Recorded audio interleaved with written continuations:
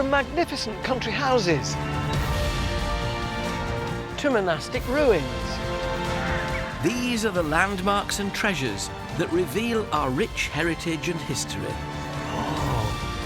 Grand country estates to the factories at the heart of our industrial revolution. These are the buildings, landscapes and stories that uncover Britain's amazing past. It really is living, breathing, isn't it? From the wilds of Snowdonia to the dramatic Dorset coast.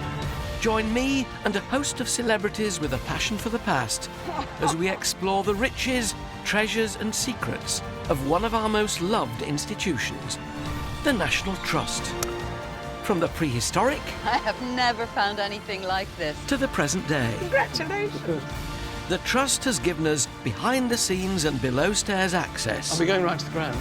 ...to some of its finest buildings and locations. There was gold under these hills. We'll meet the people keeping our historic traditions alive. Incredible! And the experts revealing the lives of those who shaped our past. Oh, look at that! It really is a treasure house. This is our heritage, our history. Welcome to the secrets of the National Trust.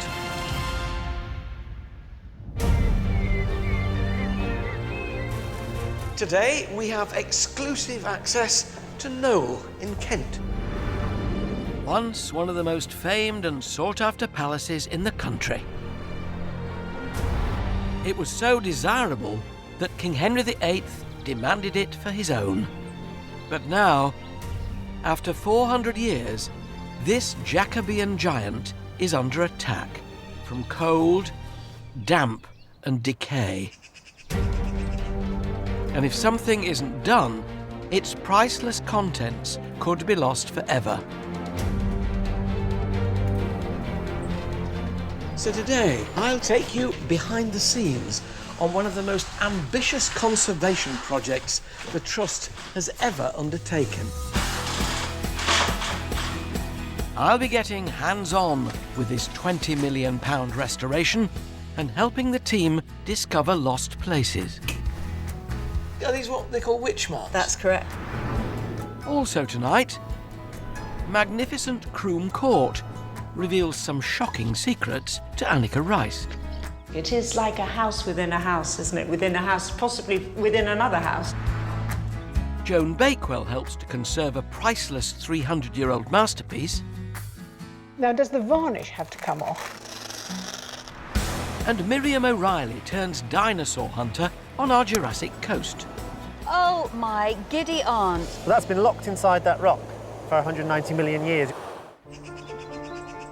But before all that, Welcome to Knole, the largest house in the National Trust. So large, in fact, that it's been described as more of a town than a house. It has more than 360 rooms, 7 individual courtyards, and parkland that's overflowing with deer. I'm met by a maze of hallways and rooms inside one of the largest homes I think I've ever seen.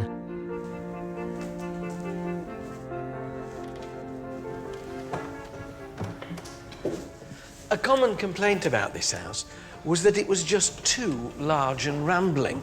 By the time your dinner had made its way through the labyrinth of corridors and passages to get to the dining room, it'd be stone cold. And let's be honest, nobody really wants salad in February. To find out more about the people who've called this place home, I've come to the Brown Gallery. Now, these long galleries were very useful in Elizabethan and Jacobean times because when the weather was filthy outside and your clothes would get mucky if you were walking out there, you could come and promenade, perambulate in your long gallery. But more importantly, along the wall, you could put pictures. Hang the pictures of your family, your ancestors, people of influence that you claimed to know. Ring any bells? Yeah. This was the Jacobean version of Facebook. And it's on this wall that we find some of the most important people in Knole's history. Much of this property was built from 1456 by Thomas Boucher, the Archbishop of Canterbury, who used it as a lavish country retreat. The scale and size of it made it the envy of many noblemen in the country, even the monarch. And in 1538, the Archbishop was forced to give it to King Henry VIII. It passed through several hands until eventually it was sold to Thomas Sackville, the man responsible for the house we see today.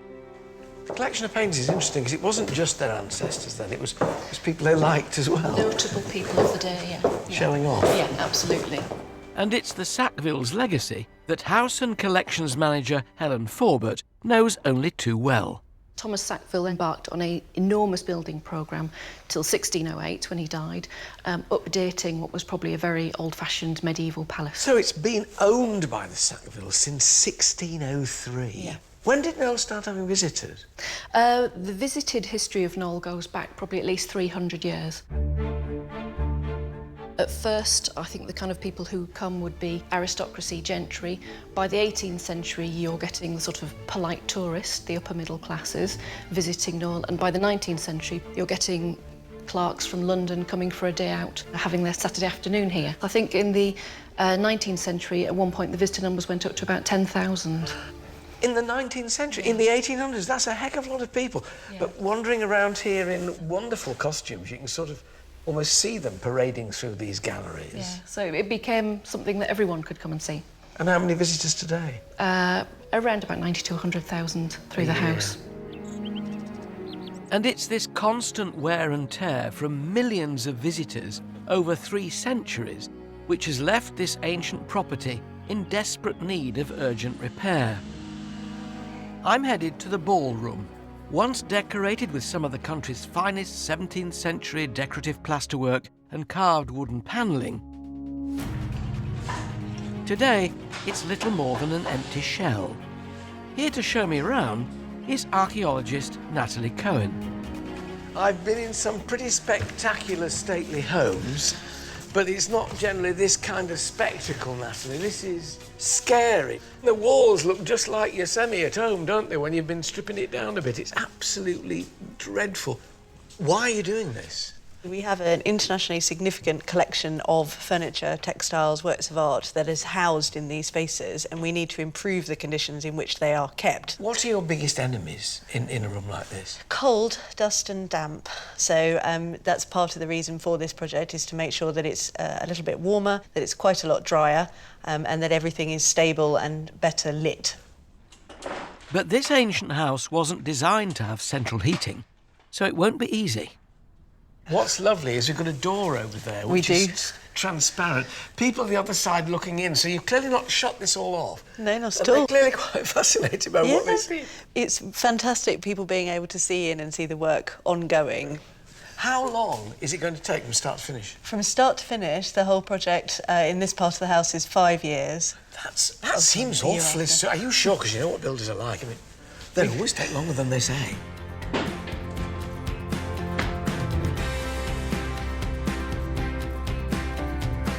Knole's once lavish interiors, boasting fine plasterwork and woodwork, were a statement of wealth and power, built by the first Earl of Dorset, Thomas Sackville. As the restoration continues, foreman Dan Morrison is still uncovering evidence of the Earl's earliest design ideas. You can get your little bar just down the back there, and if you gently pop it, you'll just feel it give way shortly. I just want to see what's... Give away, there it goes. Oh, my goodness. And there we go. Wow. Oh, look at that. Lovely little trompe-l'oeil of spindles painted on the flat wall to look three-dimensional, heading off down the staircases. So it's as if you're hitting the banister and the balustrading higher Exactly, up. and we know we have this in areas of the staircase higher up as well, where it's still on show. It really is a treasure house, isn't it? It is. Treasure's often hidden behind other pieces of furniture. Always finding things here. These ancient decorations, now covered up by centuries of new additions, can give us a window into how the house would have once looked. And it's here, between two walls, that archaeologist Natalie has found a 400-year-old hidden passage, and with it, their clearest evidence of Knole's medieval past. We've only recently just got in here. It's normally not accessible. It's pretty inaccessible. Well, we can see beams and plaster in between. We can. So what we're looking at here is really rather exciting. We're looking at the remnants of the earlier building of the Archbishop's Palace. And this is a doorway that's been closed off with lath and plaster. It is, yeah. So this is beautiful timber-framed door, and we've got the threshold at the bottom there. It would have led onto the passage that gives onto Stone Court. So this was once an entrance into the room behind us. What a thought. It's beautiful, isn't it? Glorious. We've got a little bit of evidence for how it was lit. So can you see here we've got a candle. There's a candle stub, actually, in there. There's a wick. With a wick, yeah. These marks on the wall here that you can see, these are called taper burn marks or ritual burn marks. And in the medieval period, you would protect your house against the possibility that it might burn down. So what you did was you burned a little bit of your house as a kind of inoculation against it being... offering. Yeah, basically, against it being burnt down completely. So that is just where the flame went, and it's literally the soot mark on the wall, the charring of the wood. Those burn marks appear all the way along this wall and on both sides of the fireplace as well. So far, it's worked. Yes, it's been very successful. Fascinating, it really is.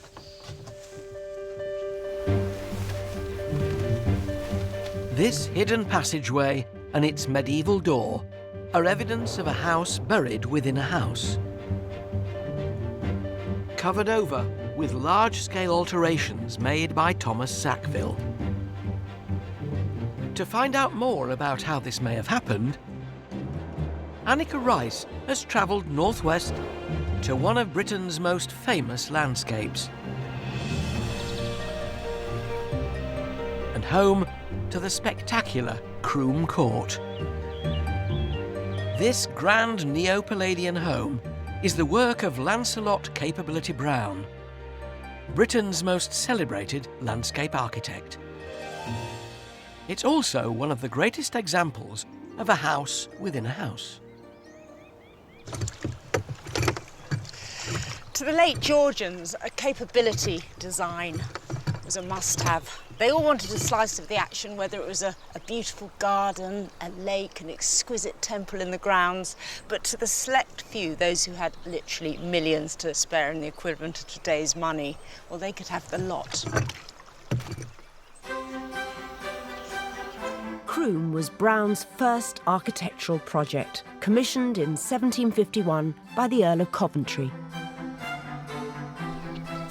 In the 1940s, the family sold the house and it changed hands several times before falling into disrepair. The National Trust are now responsible for its restoration, overseen by Michael Smith. I mean, it really is the outside coming in, which you would imagine with anything that Brown designs. We feel it very strongly in this bay. We're almost inviting ourselves to walk out into the landscape. We've got the cover of the ceiling above us, but the views surround us on every side. Brown, of course, was a gardener, and this was a gardener trying his hand at architecture. Other architects were greatly offended by this. Yes. But Brown, because of his insight into how a parkland would function, creates this incredible harmony. When the Trust started the restoration of Croome Court, like the team working at Knole, they too made a surprising discovery. We're heading into the depths of the 18th century wine cellar. But in here, we perhaps get the best view of the 17th century house, which is hidden inside. Late one evening, in the dying sunlight, we noticed a glimmer of light shining through a plastic ventilation grille in the wall, and we thought, that's not right. And we took down the 18th century wall and revealed this 17th century leaded window behind. And it was just the most incredible discovery. We didn't expect to find it at all. They were amazed to find that inside Capability Brown's Georgian mansion was a far older Tudor home. His design covered up the original house and made Croome Court fashionable for its day. On the upper floors, we've discovered layer upon layer of historic wallpaper, 18th century ceilings that mask 17th century ceilings up above. Down in the basement, Elizabethan bricks forming the floor. It is fantastic. It is like a house within a house, isn't it? Within a house, possibly within another house. And we think there are 5 houses on this site, dating all the way back to medieval times. And every successive time, they try to give the building a new fashionable exterior, and yet all those layers of history are still woven into the very fabric of this place. A scale model of the house reveals just how much it was changed by Capability Brown. So we can just pull it off? Yeah, and what's starting to come to light is the mansion that Brown found here when he arrived in 1751. This is amazing. So this is what was here This before. is what he found, and if you look behind the tower, it all comes to an end. So we can actually dismantle this in its totality, and then we get this feel for this much more modest brick mansion that was here before Brown arrived. Now you see that, you realise just how audacious Brown was. Yes. To protect his earliest work, the Trust have decided to restore Croome to Capability Brown's design, rather than the older home that hides beneath. A mammoth task that will take decades to complete. Hello. Oh, yeah. Are you Paul? That's it, yeah. I was told to come and find you here. Very Nice nice to to meet meet you. I'm Annika. Plasterer Paul Davis has been working here for 3 years already, and I'm going to lend him a hand. We're sticking to how they did it in the 1700s and using lime plaster with a twist.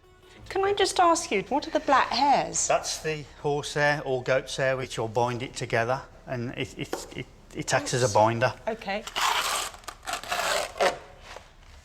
Now, force it up as you... that's it. That's it.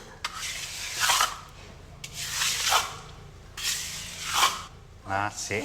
What you've done. That's it. I feel really pleased that I've just done that. I'm now part of the restoration of this entire building.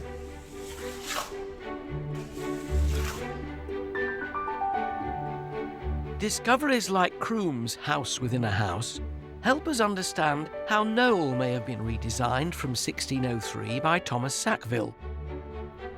This home passed through the male side of the family for 3 centuries, and even when it was given to the Trust in 1946, the family retained a 200-year lease on apartments within the house. Here, to give me an insight into what it's like to live at Knole, is the current Lord, Robert Sackville West. What's it like for you living here, in practical terms? Can you always hear people moving about? Pretty much we can, but more of a worry is the possibility of them hearing us. You know, our kitchen is sort of right next door to the Great Hall, and yes, we hear people talking in the Great Hall, but they probably equally hear us swearing at each other over lunch. So you're saying to your children, mind your language, there are visitors in there. Yeah, exactly. Yeah, the number of times I've said that, yes. Robert moved into Knole in 2008 with his wife and 3 children. When your children were small, did they take it for granted? I think they did, and they couldn't quite understand 1 or 2 things. So, you know, the first summer we moved in here, my youngest daughter was probably about 5 or so. She came back from school. She was actually full of outrage because she said, my friend Abby, she came to visit Knole last weekend, and she didn't ask me whether she could come or not. I can't go into her house just like that. Old places are always about atmosphere to me. What's the atmosphere of Knole? Somebody once said that it simmered rather than sparkled. There is a sort of lustre to the place, slightly tarnished, faded glory. And part of, I guess, this massive restoration project is to stop it falling into decrepitude, but at the same time to preserve that sort of faded brilliance. Best moments for you of living in Knole, when you say to yourself, gosh, I am lucky? It is probably right at the beginning or end of a day when the place is incredibly peaceful. And equally, I like it when it is really humming with people enjoying themselves here as well. So you really enjoy sharing it? Yeah. Up to a point. I was thinking about whether to say that.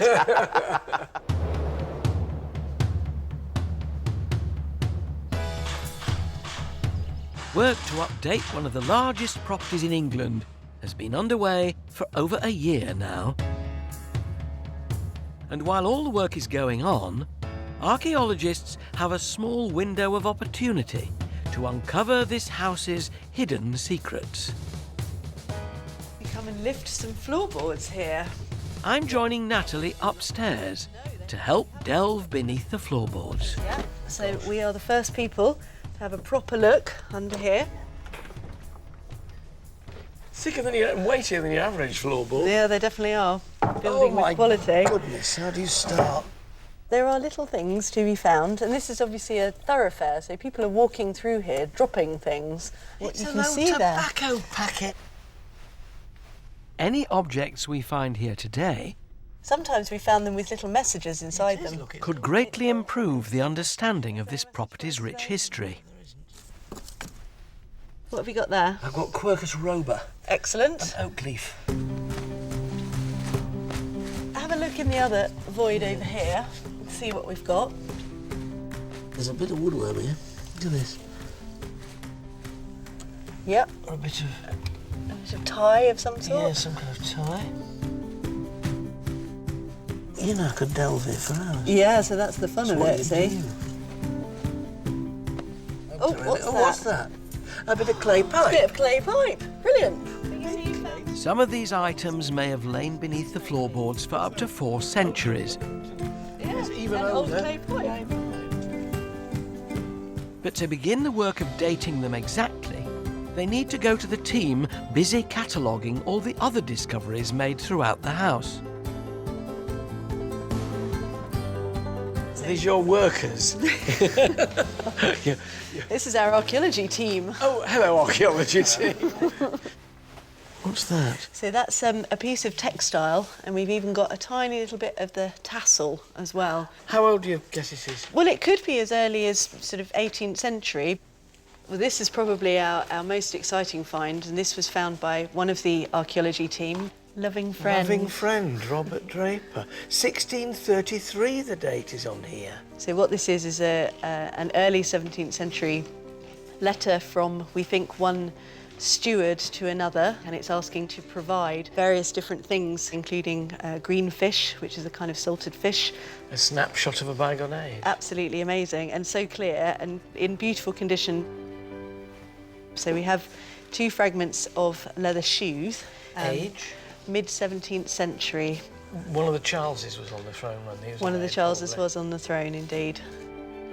It's hard to believe that these shoes were last seen some 400 years ago. And were it not for renovations, they might never have been found. While the house is cleared of all furniture, it's hard to recognise just how beautiful these spaces once were. These rooms are normally full of art, but while the contractors have been pulling up floorboards and stripping back wall coverings, the gigantic Raphael paintings that normally occupy these spaces you can see here have also been taken away for conservation. These 5-metre wide paintings, priceless 300-year-old copies of Raphael's original masterpieces, were transported 150 miles away to the Bush and Berry Centre for Art Conservation in Bristol. Joan Bakewell has followed them. It's a delicate job unrolling a 300-year-old painting. Roll it gently back, just go back half a turn. Just Right. slowly, a little bit further. And for this team of world-class art conservators, it's also an extremely exciting time. We can just peek under the corner of the painting here. It must be quite nice, Alan, as a craftsman of today, to see the marks left by craftsmen of centuries ago. Yeah, absolutely. That's the most humbling and aspect of the work, and something which we respect to the utmost. The experts here deal with millions of pounds worth of art every year, using cutting-edge technology like X-ray and infrared to preserve these precious pieces. Overseeing the work on our Knole paintings is Tina Sitwell, a conservation advisor with over 25 years' experience. The National Trust, believe it or not, has over 13,000 paintings throughout England, Wales and Northern Ireland, and it's our responsibility to take care of those pictures. And it's because of the poor conditions within Knole House itself that their current focus is on our 6 priceless oil paintings. Tina, tell me the background story to these paintings. They're called cartoons, but I know they're not jokes. A cartoon is a design or pattern which was used to either make a fresco or tapestries. In 1515, Pope Leo X commissioned Raphael to produce a series of cartoons depicting the acts of St. Peter and St. Paul. They were then used as templates to make tapestries now adorning the walls of the Sistine Chapel. Over 100 years later, Charles I, King of England, purchased the cartoons, and the Knole House copies were made.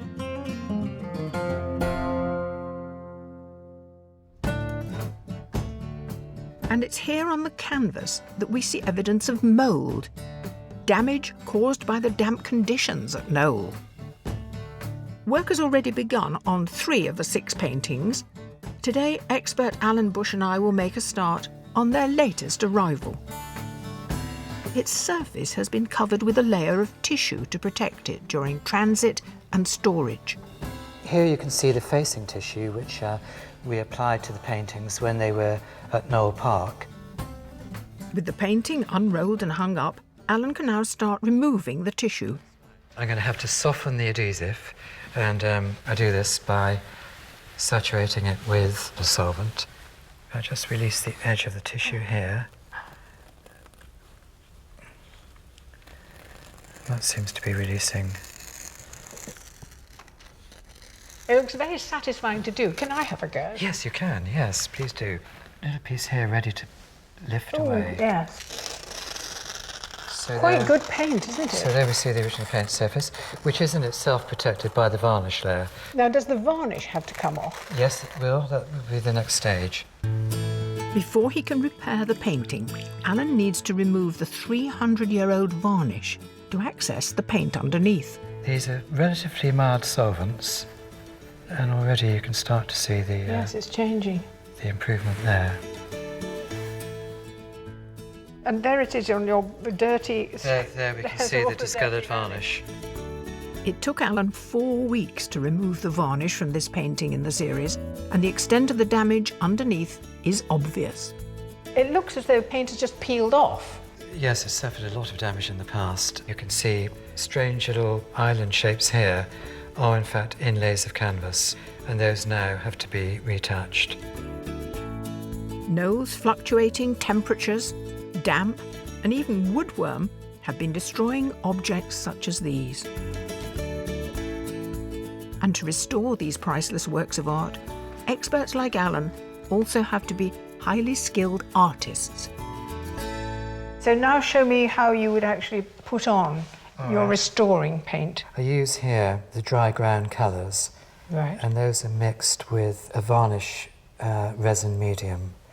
The important thing about using this sort of medium rather than oil paint is the fact that it is readily reversible.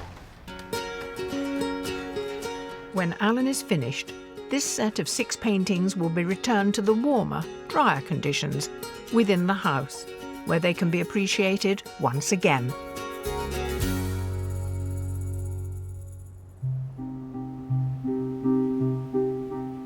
Back at Knole, I'm on the search for a rather special room. Because while the £20 million overhaul is underway, the vast collection of priceless objects has been moved to this specially constructed storage facility, giving scientists like Dr. Nigel Blades a golden opportunity to do some rather unusual research. Wires everywhere. What are you doing here? Well, what we're monitoring these objects for is something called acoustic emission. So these wires actually are attached to tiny microphones that are listening to the wood. Do you know, if it was April the 1st I'd think, oh, really? Yes.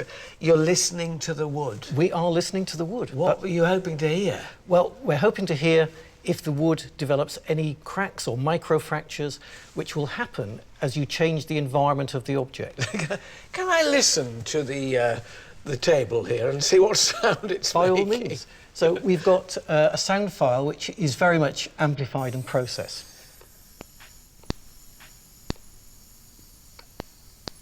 That noise you've heard there is very small microfractures happening over time.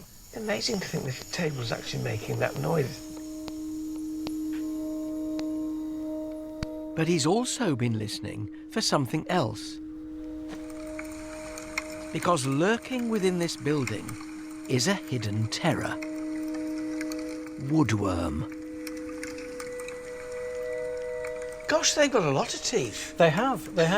And the reason the woodworms do so well, or have done so well here, is because it's been very cool.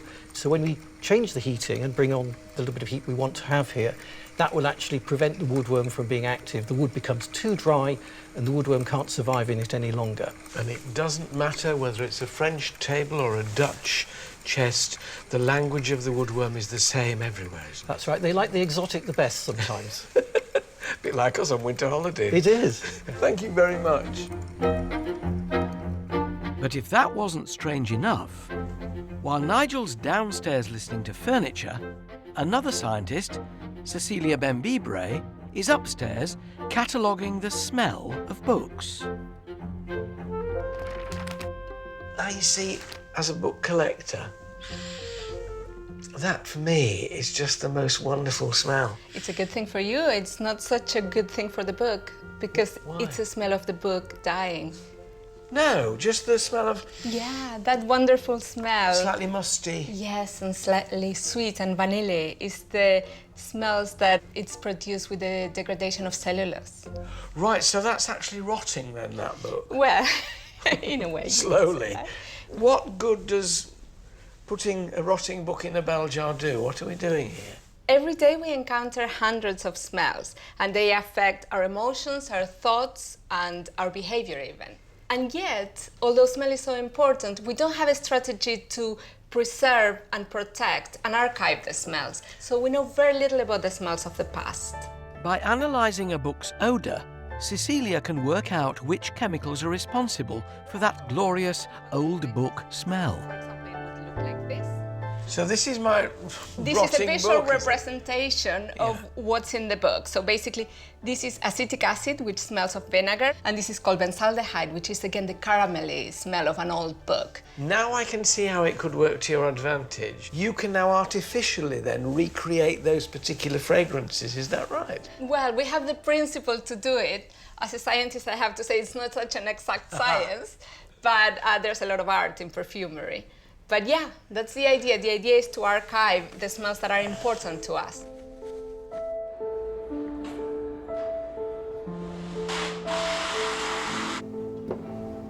I've been called up to the attic by archaeologist Natalie Cohen.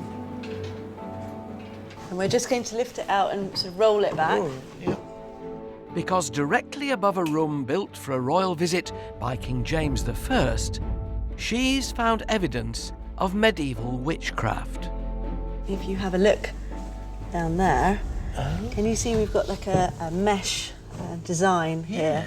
So it's scratched on the timber and also scratched on these floor joists here on either side. Are these what they call witch marks? That's correct, yes. It's believed witch marks were put there to keep the king from evil spirits. The idea is that witches and demons came on currents of air, and they were all around them in the 17th century. And they could very easily get into a room through an opening. So they can get in a window, they can get in a door, and they can come down a fireplace. So these marks are to ward off evil spirits Something coming down the chimney. Well, I never. Shall we cover it up and keep them out? It's been kept safe for so long, it would seem rude to... It's doing a good job. Them in. Oh, come on.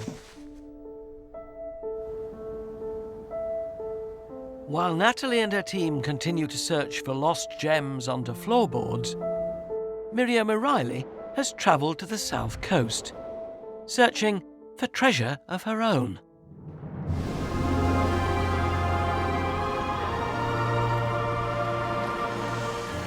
As well as grand old houses, the Trust also cares for 775 miles of coastline. And none of it has a more epic story to tell than the Jurassic coast. Stretching for nearly 100 miles along southern Devon and Dorset, the Jurassic coast is one of the best places in Britain, in fact, in the world, to find traces of those ancient creatures which lived hundreds of millions of years ago. You just need to know where to look. I'm fossil hunting, and my guide is Sam Scriven, one of the top geologists at this World Heritage Site. The ideal conditions are just after a winter storm during spring tide, so you get a decent low tide after the storm, and you can come out and you can find pockets full of beautiful ammonites. The Jurassic coast is constantly eroding into the sea, revealing more fossilised remains. Charmouth is the best and safest place for geologists like Sam to go hunting. While we've been talking, I've actually spotted something down by your foot.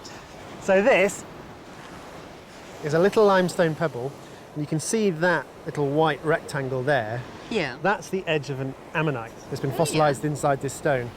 Ammonites were relatives of the squid and octopus, but had a snail-like shell.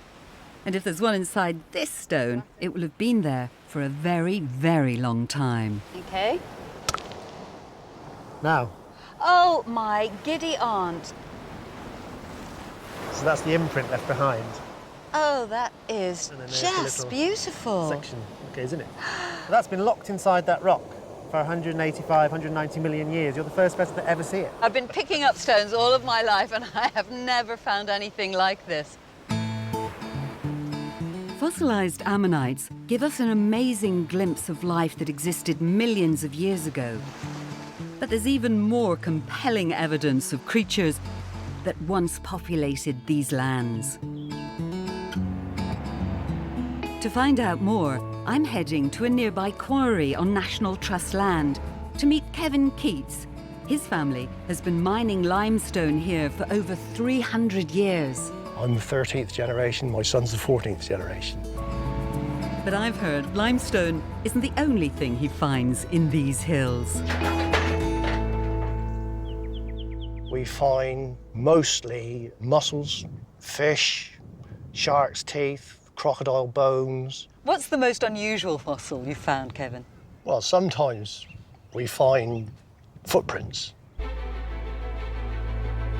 But not any old footprints. In 1997, Kevin found one of the largest hauls of dinosaur tracks ever found in the United Kingdom. So this is where Kevin said there are great whopping dinosaur prints. Yep, there are over 100 dinosaur tracks on the surface of the bedrock here. Is that one there? With That's right. Hole with a little puddle in it? Yep, that's right. So there are lots of these little dishes, and that one's just caught the rain. Ah, and this is absolutely clear. You can see that this is a footprint. Yeah. So this is the round edge of where the weight of the dinosaur would have pressed into the sediment, which would have been a beach by a freshwater lagoon. And it crushed the beach and the shells beneath it, squirging the sediment out from around its mighty foot. And that's the structure that we see. 140 million years ago, a storm or flood would have covered these dinosaur prints in a layer of mud, preserving them. Over millennia, the sediment was compacted into limestone, leaving the dinosaur tracks permanently etched in the rock. What type of dinosaurs were they?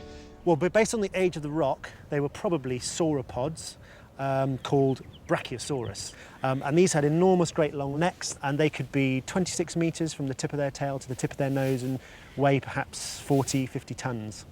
What do they eat? Oh, plants, absolutely. They're vegetarians. They were vegetarians. I'm just trying to imagine, by looking at the shape of this imprint, what it would have been like to kneel by the foot of this dinosaur. Well, you would have been in shade, I would have thought, behind these enormous animals. Sauropods, like Brachiosaurus, included, as a group, the largest animals that have ever walked the Earth. This is the first time I have seen a dinosaur imprint in the place where it was made. And I'm going to do something I have always dreamed of doing, and that is genuinely walking in the footsteps of dinosaurs. Wow. And I couldn't be more excited.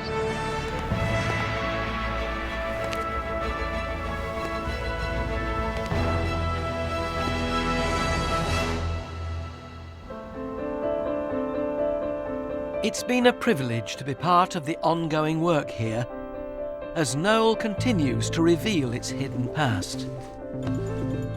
Because with each new discovery, we understand so much more about this mighty house and the people who've owned it.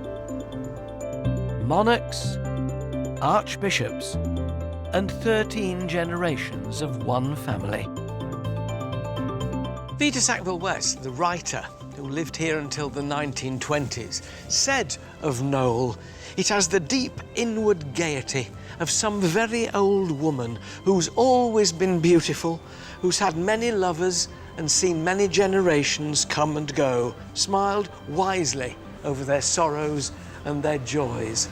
Thanks to the restoration work here, Knole should be able to smile wisely over many generations to come."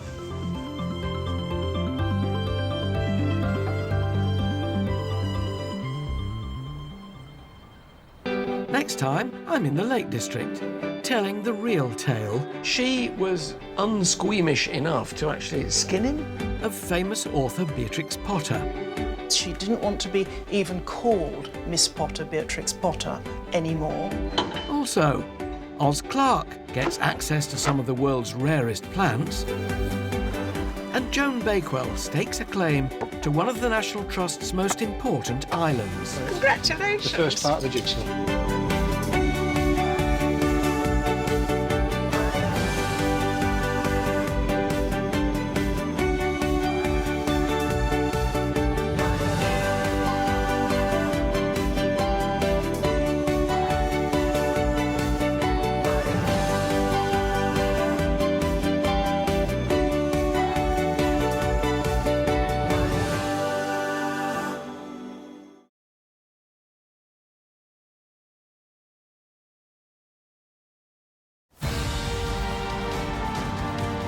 From magnificent country houses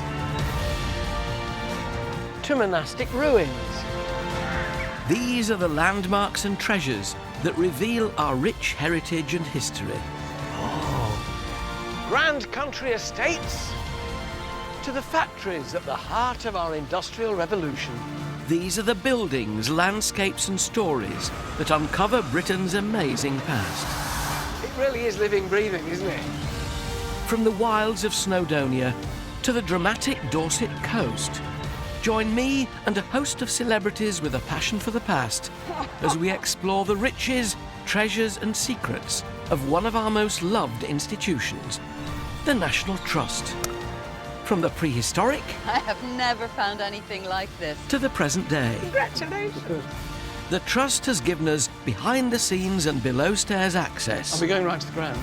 ...to some of its finest buildings and locations. There was gold under these hills. We'll meet the people keeping our historic traditions alive. Incredible! And the experts revealing the lives of those who shaped our past. Oh, look at that. It really is a treasure house. This is our heritage, our history. Welcome to the secrets of the National Trust.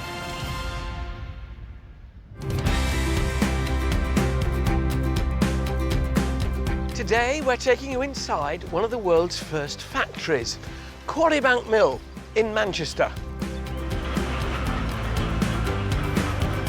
It opened in 1784 and operated continuously for 175 years, producing vast quantities of cotton thread and fabric.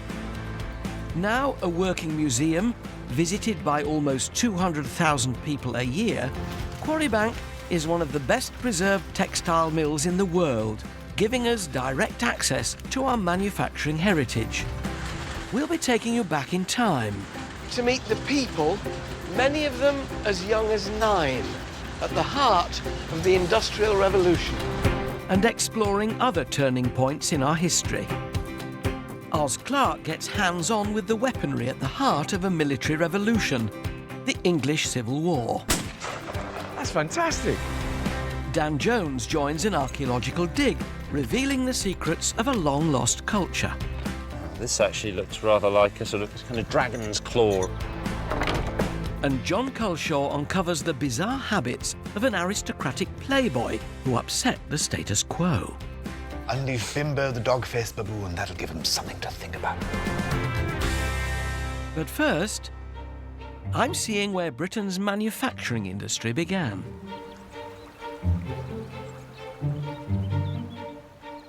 This is Quarry Bank Mill on the outskirts of Manchester.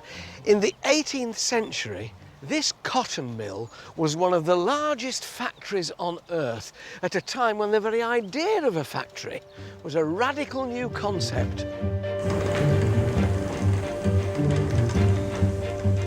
For centuries, cotton production had taken place in people's homes. It was low-tech and labour-intensive.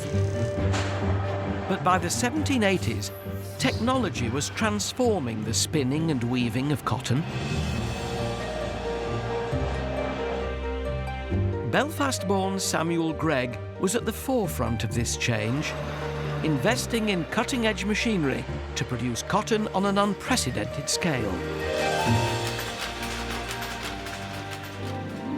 And the mill's picturesque location, 11 miles outside Manchester, was no accident. It was chosen because of this, the River Bollin. Long before steam engines, it was water that kick-started the Industrial Revolution. This is the heart of the factory, and in many ways the heart of the Industrial Revolution. Water wheels like this could generate in excess of 100 horsepower, powering enormous machinery that could produce cotton at such a rate that it very quickly made Samuel Gregg an extremely rich man. There were more than 300 machines in operation at this mill. They could spin an astonishing 36,000 miles of thread a day.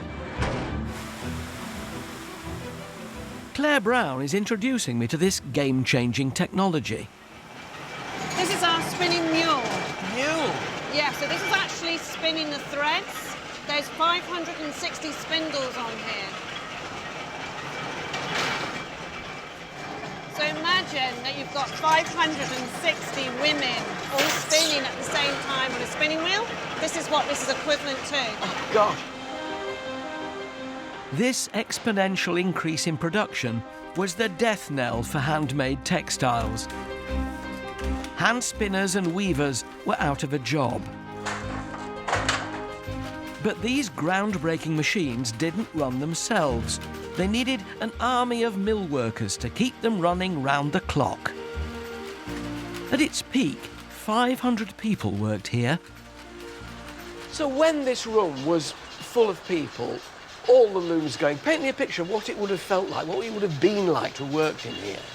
Well, working in the mill would have been very hot and humid because that was required for the cotton.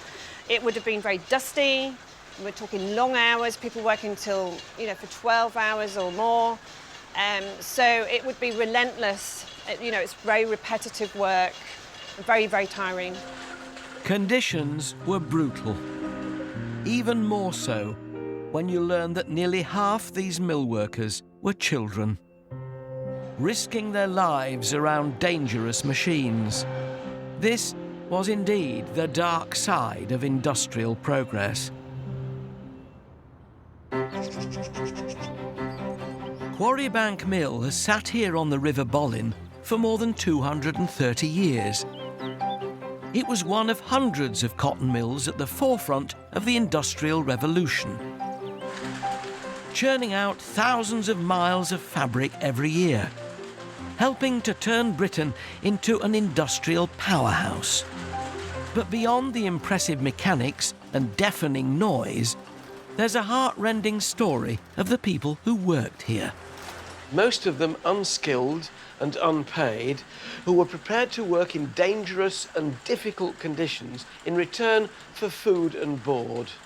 So began a generation of child factory workers. Some as young as 9. Claire Brown is an expert on their working conditions. Were they well paid? I think the simple answer to that is no. You know, if you're a child, you don't get any money. What you get is a roof over your head and food. So that was it. So it was virtually slavery.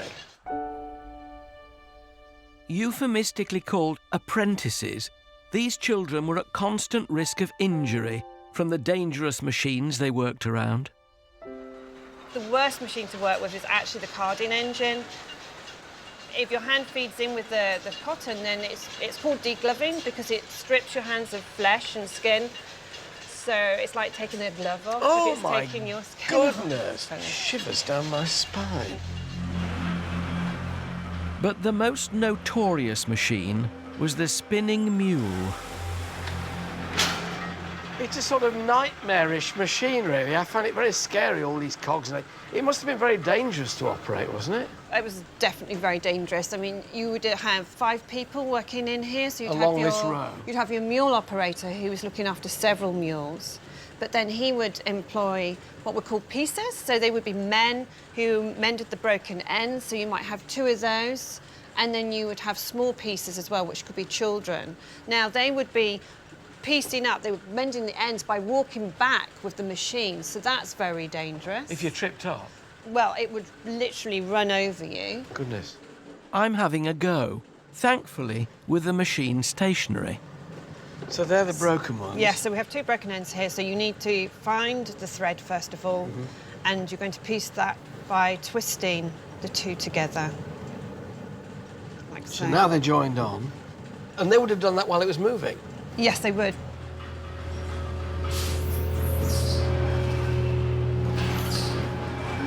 Piecing was dangerous enough, but the job known as scavenging could be fatal.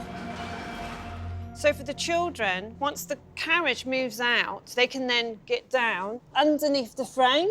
While it's moving? While it's moving, so you'd follow the carriage out, and then can you see all the dust builds up on the carriage here, and the dust builds up on the metal plate here. This is the bits that they would be cleaning. So they're cleaning this while it's in operation, while it's moving? Yes. They then have to get out of here before this comes back in, so they have to listen and know when the changeover is. We had a young boy called John Foden who was working under a machine like this. He was cleaning, and we don't know exactly what happened, but we know that he didn't get out of the machine in time. The carriage moved back in, and it squashed his head between the roller beam and the carriage and killed him outright. He was only just 12. Gosh, times you just don't want to go back to. Safety was secondary to profit and output in the white heat of the 19th century's Industrial Revolution.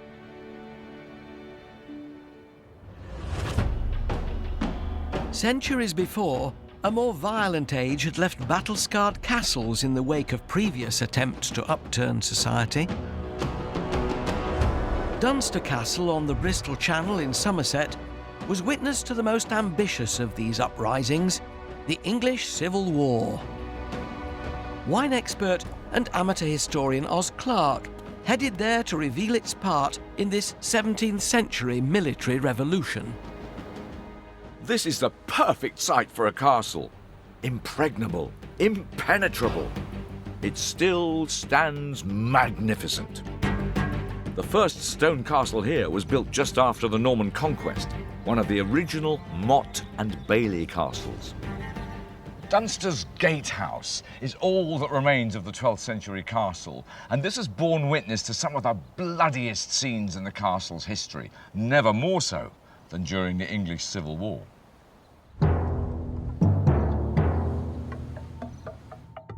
In 1645, Dunster was under the control of King Charles's royalist forces. Outside the walls, the opposing Roundheads laid siege to the castle and thought they'd capture it in no time. I'm learning about their strategies from Martin Harborne. They had a brand new publication, and that was the Manual of Warfare. It told you exactly how to take a castle on a hill. Describe what I'm looking at here. All the cannons are pointing at the same point of the wall and firing simultaneously. And that's low down the wall. Low down, to knock the bottom of the wall out so the top would come tumbling down. So cannons, were they not particularly accurate at that time? Not particularly, no, but they would get a range within 2 or 3 cannon fires of more or less. So if you have 40-odd cannons all firing simultaneously at the same point, it's going to give that warmth into the wall. Fire!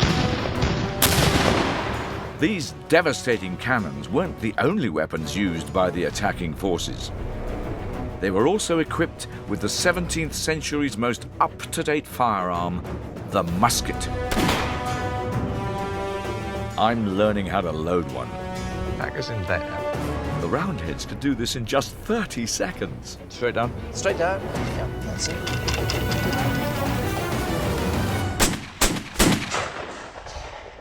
That's fantastic. Hundreds of soldiers armed to the teeth with muskets and cannons, swarming towards the castle. This looks like a one-sided fight, but it wasn't. Inside Dunster, they had decided to fight dirty with a secret weapon. A piece of wood. It doesn't look very dangerous. It doesn't look very good. Piece of wood cut into 4, hollowed out, and inside 60 musket balls. Loaded into the cannons on the battlements, they split apart as they were fired. 60 musket balls at 180 miles an hour in a fan would rake down the side of the hill. It's like the sort of earliest form of machine gun. Indeed it is, yeah. They also had another nasty surprise for the attackers. That is where these little guys come in. Hand grenades. They dip them into their braziers, and then they throw them over the wall. They roll down the hill and explode right in front of all the troops running up. So you can see we're much better equipped for defending the castle than the big cannons on the other side of the hill. And those blokes were battering these walls, and they didn't get through. The Royalists held out for an astonishing 6 months. Only 20 men defending the castle lost their lives. Dunster stood firm, just as it does today. This castle made it through the siege. A survivor against the odds. Quarry Bank's part in history is just as proud. The revolution that took place here ushered in the modern mechanical age. The mill ran on hydropower from the river and cheap child labour. The employees already worked 12 hours each day, but Mother Nature wasn't as controllable as the workforce. The river often ran dry and stopped the water wheel running, which brought cotton production to a standstill. The solution was a new piece of tech, an early steam engine. Alan Ayres looks after it. So in 1810, this was state-of-the-art? Oh, this was your Rolls-Royce, this was your Concorde of the day. But of course it required yet more people to keep it going. The staff who do the engineering on this site were the highest paid in the mill at the time. And if you were doing that, you've made your name. Is that the case today with you? I'm a volunteer, so payment is in biscuits. It seems to be cooking nicely. Can we power it up and get it going? We can certainly power it up, but I think you need a pair of gloves. Oh, you know, when I was a boy, I did want to be an engine driver. This is probably as near as I'm going to get, isn't it? Let's go down and give it a go. For a steam buff like me, this is a real thrill. It's just sort of sitting here, it's sitting here at the moment, isn't it? I think what I want you to do is to close off that yellow valve down there. Right, that's shut. And now I want you then to turn this another quarter of a turn. Anti-clockwise? Yeah, like that. Let's see what happens.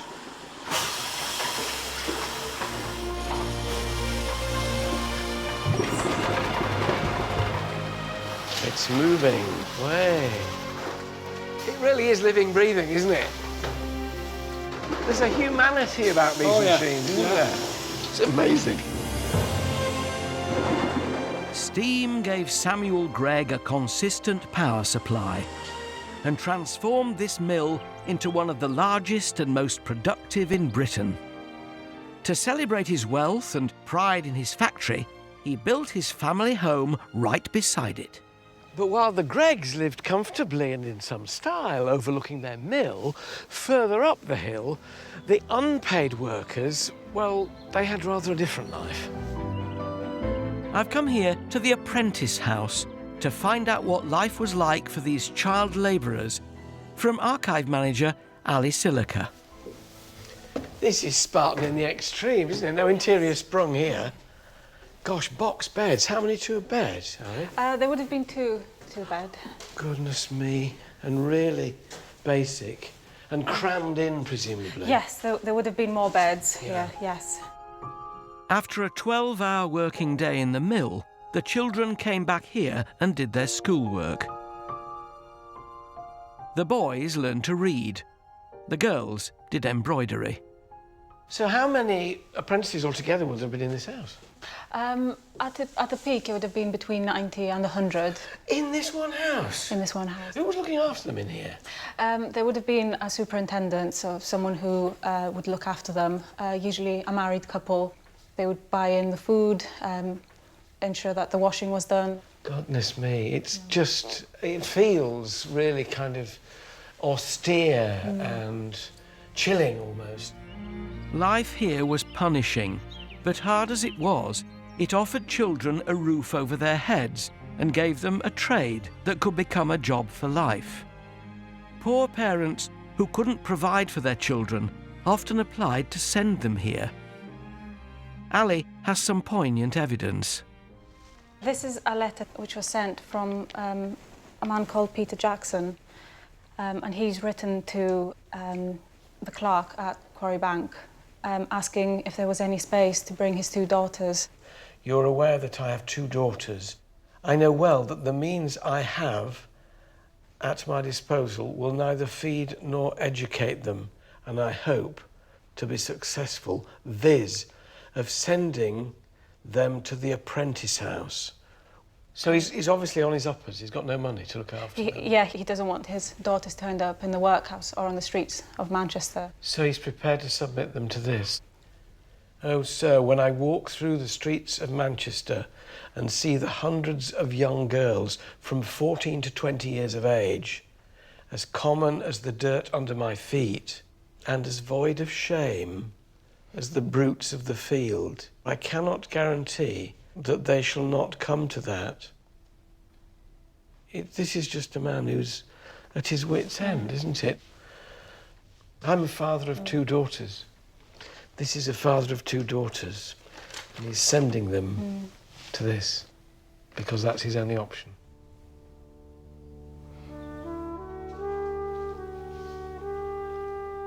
Did they come here?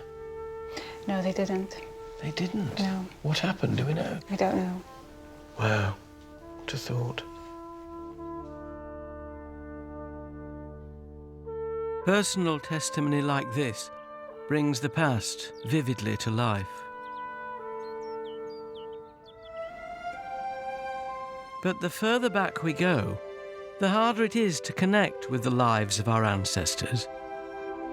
Hidden beneath the ground, precious evidence of their lives is at the mercy of the elements, never more so than along the coast. The cliffs, known as the Seven Sisters, are some of the most fragile in the country. Archaeological records here are in danger of disappearing into the sea. Historian Dan Jones went to unearth their secrets. I'm in Sussex, beneath the unmistakable chalk cliffs of our southeastern coastline. Now, just above me is the beautifully named Bell Toot, one of 7 iconic cliffs known collectively as the Seven Sisters. Coastal erosion claims sections of these cliffs every year, as this dramatic footage from 2014 shows.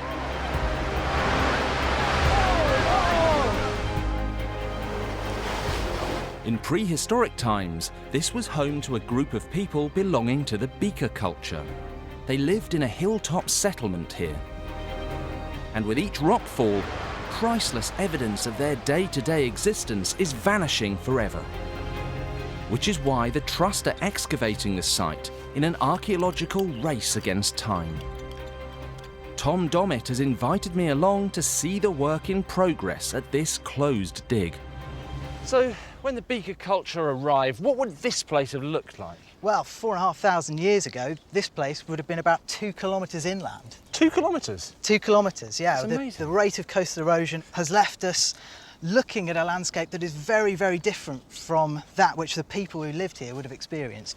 And presumably, I mean, there's a physical risk, isn't there, that this is all going to fall into the sea? I mean, not next year, but soon. Eventually, we have to accept we are going to lose this site. So it's dig it now or lose it forever. That's it.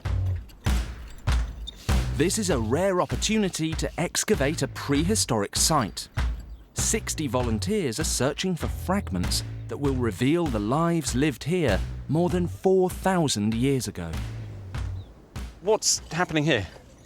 These little bags are marking the spots of all of the finds, the artefacts that are coming out from this layer. Can we have a look at some? Yeah, let's take a look. Oh, there you go. Wow, this actually looks rather like a sort of kind of dragon's claw or something like that, but what is it? It's a beautiful flint tool, a piece of worked flint. In this case, you can see the sickle shape of it, and you quite rightly hold it in your hand that way. So what might it have been used for? Well, it's a perfect cutting tool, particularly for, say, harvesting grain, harvesting wheat.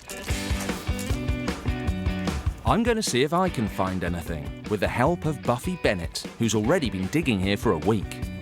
Can I have a go? Yeah, of course you can. So am I doing it right? Because I don't seem to have come across anything so far. No. I was expecting instant gratification. It can take hours. It's painstaking work. Finds are few and far between. Have you found anything No, yet? I found absolutely nothing. I mean, I may have swept an entire beaker into the into the ocean. I mean, I found a tiny fragment here, but I don't know what that could possibly. Ooh. That's a fragment of chalk. Fragment of Sorry chalk. about this. We're not interested in the chalk, people. No. No. That's a shame. But keep going. You will. Going. You'll definitely find something. The hope is that artefacts will help to confirm the exact date this site was populated. And it seems I've hit the jackpot. Oh, hello. Oh, what's this? You have found a piece of pottery. How about that? But where did you find it? Just you must here, mark exactly it. here. Okay, mark it there. Okay. A fantastic piece. A fantastic piece of beaker. That is a nice piece of pottery. Well done. How about that? I was very Found impressed. some beaker at last. It may not look much, but this is a chunk of one of the pottery drinking vessels that the beakers are named after. Very, very I thought impressed. it was never going to happen. I think you thought it was never going to happen as well. Well, I must say... I could feel everyone around me losing I'm not faith. jealous. I'm normally green. But that... That's the best piece we've found all It's week. actually quite isn't nice, it? isn't it? Well, let's bag it up. Bag it up. It turns out I've stumbled on the largest piece of pottery the team have unearthed on the entire site. Beginner's luck. Well done. Now keep digging. Oh, right, okay. no. I thought that was it. No. Oh. I've been incredibly lucky, but everything that emerges from the ground here is adding to archaeologists' understanding of this ancient settlement and the people who lived here. Thank goodness, because in a few years, all of this cliff top will be gone and its secrets will be lost forever.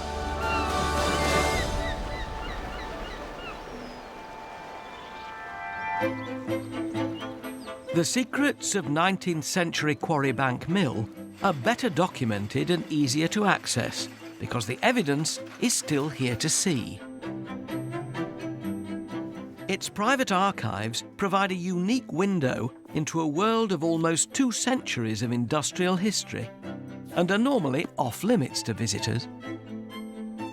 There are more than 16,000 items in the store here, from personal letters and photos to this 100-year-old poster.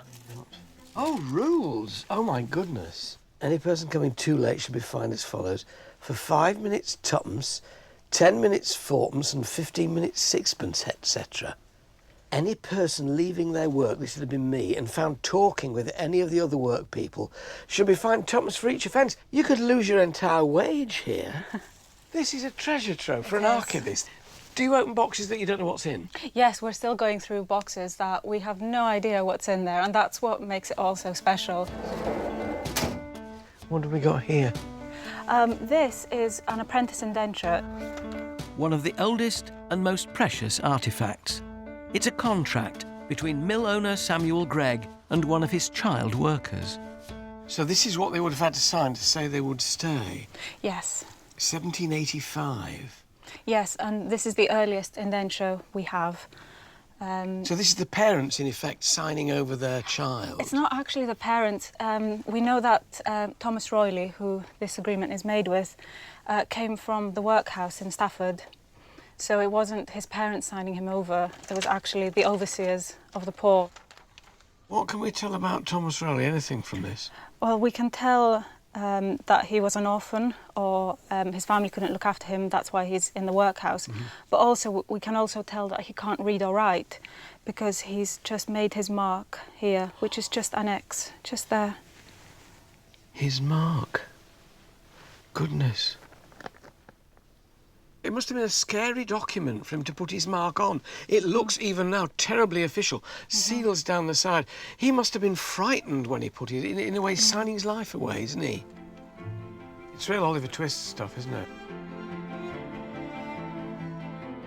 Thomas Royley and hundreds of other children like him lived and worked here at the sharp end of industrialisation. Throughout this revolutionary period, life was changing fast. Seismic shifts in science were also altering how people thought about the natural world. The beautiful gardens at Biddulph Grange in Staffordshire reflect the Victorian struggle with Darwin's theory of evolution and what that meant for their religious beliefs. Clive Aslett, editor-at-large for Country Life magazine, went to discover how one man set out to explore one of the biggest mysteries of all using gardening. For me, visiting a beautiful garden like this is like listening to a piece of music where different themes and moods unfold as you go through it. But I've never experienced anything like this before. You begin with Italian-style borders, then turn a corner to find an Egyptian temple. 1 minute you're in an English woodland, and the next minute you're 7,000 kilometres away in China. 20 separate areas mimic the appearance and flora of different parts of the world. It's the result of more than 20 years of plant collecting by Victorian horticulturalist James Bateman. He brought specimens from every corner of the globe. There are anemones and acers from the Far East and dahlias from Central America. These have to be the most glorious dahlias I've ever seen. When Bateman was planting them, dahlias were new, so he was really at the cutting edge of horticulture. The result is an international garden with treats at every turn. But what if I was to tell you that all these gardens represent one man's idea of his place in creation? This place was Bateman's attempt to prove the existence of God. The evidence is in an astonishing fossil gallery that was originally the entrance to the garden. Paleontologist Nigel Larkin is restoring it. Nigel, hello. Hello, how are you? Well, this is quite a strange space, isn't it? Holes in the wall here, bits of stone sticking out here. What's going on?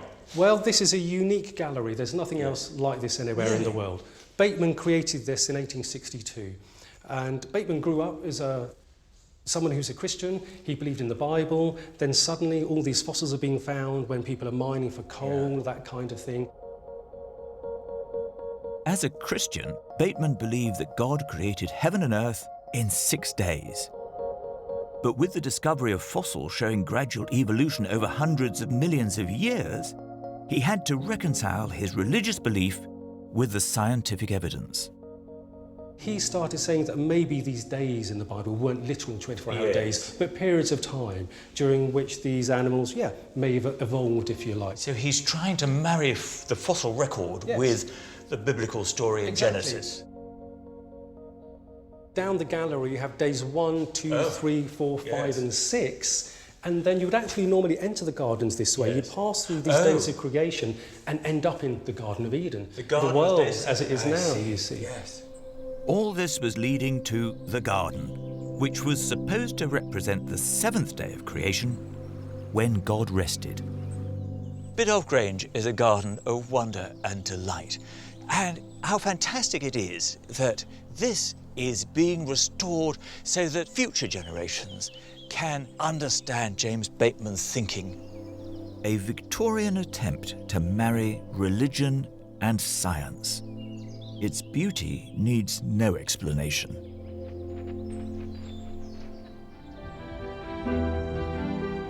The Industrial Revolution altered our cities and our landscape forever.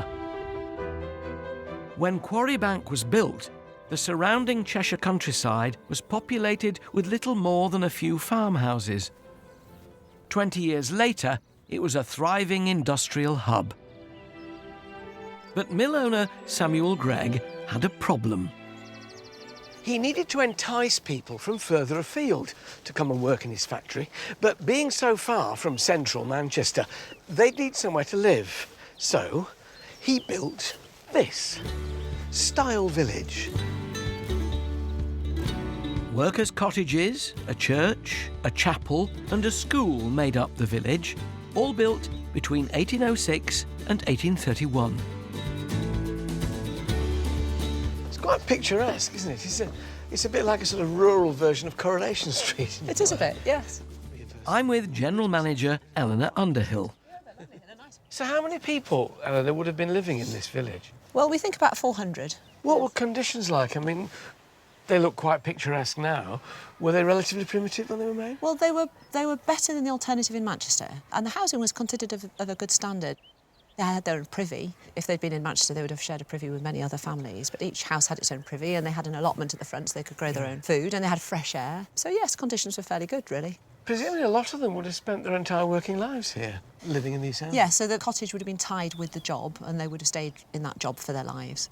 It feels lovely. There's a wonderful atmosphere. Very peaceful, as you say, very rural. So to be working and living in such an intensely industrial environment, just a walk round the corner back to where you lived, you've got peace and quiet. Mill workers lived in these cottages until the middle of the 20th century. Today, most of them have been modernised and are rented out. But one remains untouched. It's like stepping back in time. Oh, this lino brings back memories. Goodness me. Gaslight. Yes. And nobody's lived in here since the 50s. It's not that long ago that we lived like this, is it? Most of us lived like this. So 2 bedrooms upstairs, scullery, living room. Yes, and somebody might have been sleeping here, depending on the circumstances. So this could have been absolutely crowded then with people. And more downstairs. But most would have been out at work during the day. Right. Probably mother as well. Yeah. In the mill. And this was happening in every single house down this road. Yes. And they were living closely together. And they didn't get away from each other because they were together at work as well. This was a carefully constructed society, where what was good for the mill was also good for the workers. It's a model of benevolence at the heart of many of Britain's grand country estates, where the landowner would support his estate workers. But this wasn't the story everywhere. Tredegar House, near Newport in Wales, was home to a flamboyant character who neglected aristocratic duty in favour of selfish pleasure-seeking.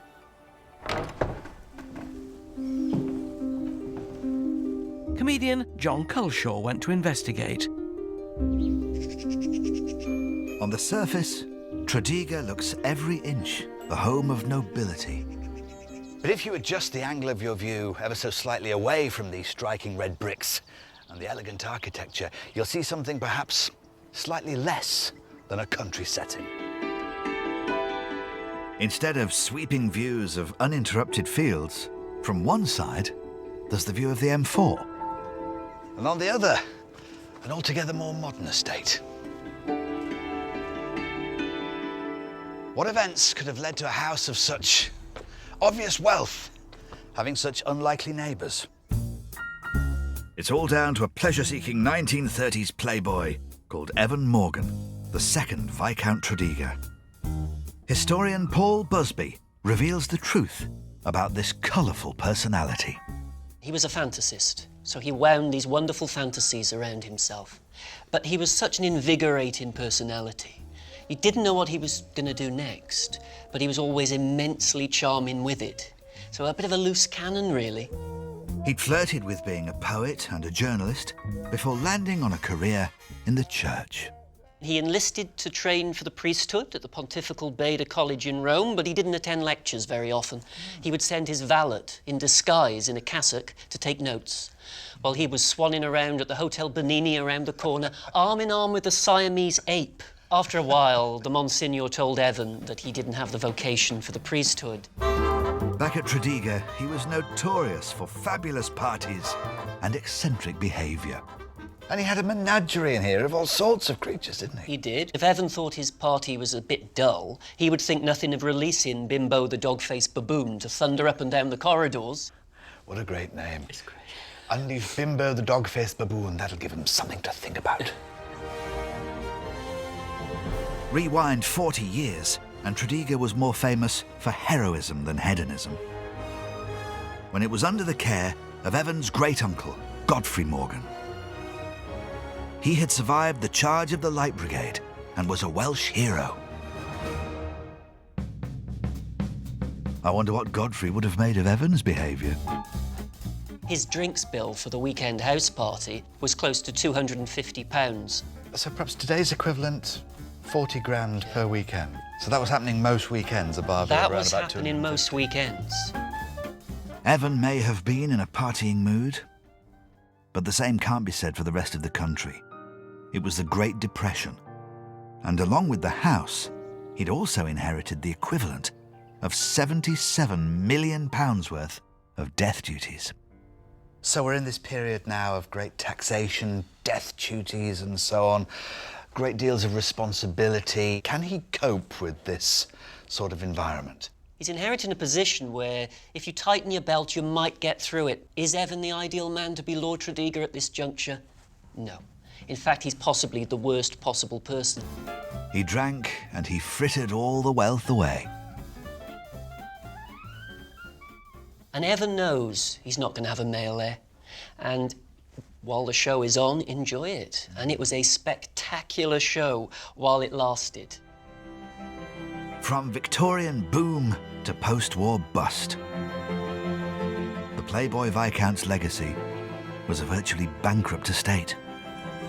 Its sweeping views sold off to the highest bidder, and now home to a motorway and modern housing.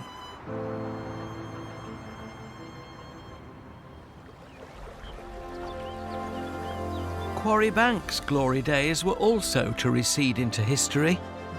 Under Samuel Gregg's leadership, this mill was at the forefront of cotton manufacturing. But after he died in 1834, the textile industry gradually became a harder and less lucrative business.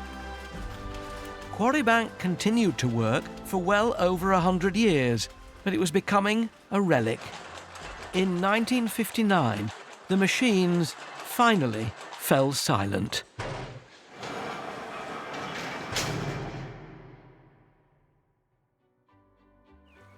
This is where the Industrial Revolution began. It's fascinating to visit places like Quarry Bank. They remind us that in spite of the extraordinary engineering and technical innovations of the time, that it was still people, often young and impoverished, who were at its very heart.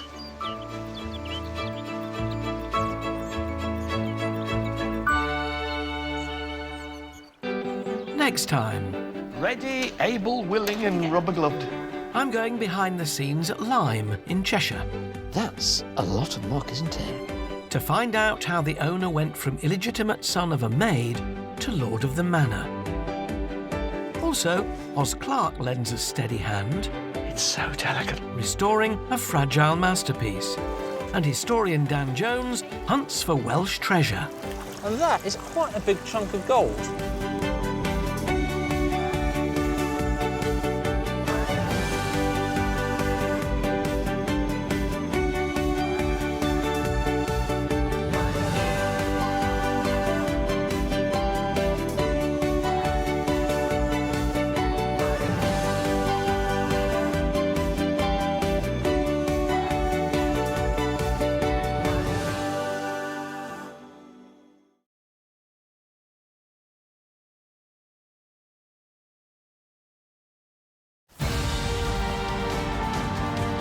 From magnificent country houses to monastic ruins. These are the landmarks and treasures that reveal our rich heritage and history. Grand country estates to the factories at the heart of our industrial revolution. These are the buildings, landscapes and stories that uncover Britain's amazing past. It really is living, breathing, isn't it? From the wilds of Snowdonia to the dramatic Dorset coast, join me and a host of celebrities with a passion for the past as we explore the riches, treasures and secrets of one of our most loved institutions, the National Trust. From the prehistoric... I have never found anything like this. ...to the present day. Congratulations! The Trust has given us behind-the-scenes and below-stairs access... Are we going right to the ground? ...to some of its finest buildings and locations. There was gold under these hills. We'll meet the people keeping our historic traditions alive. Incredible! And the experts revealing the lives of those who shaped our past. Oh, look at that! It really is a treasure house. This is our heritage, our history. Welcome to the secrets of the National Trust.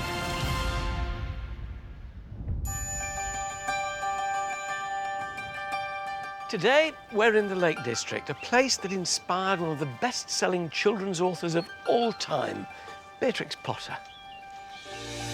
Because hidden behind her famous tales lies a real-life story of how a formidable woman... She was unsqueamish enough to actually skin him? ...abandoned her hugely successful writing career. The thing about Beatrix was that she was becoming not just an author, but a brand. And exploited her character's fame to become the Lake District's greatest guardian. This managed to make sure that all that out there would be preserved for the nation.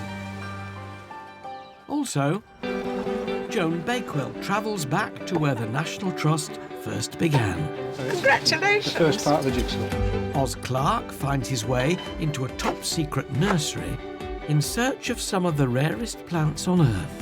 You got barbed wire on the fence. You do get some crazy people who are plant collectors. And Susanna Lipscomb is witnessing how the preservation of a coastline helped save a species. Oh, I think I see one or two.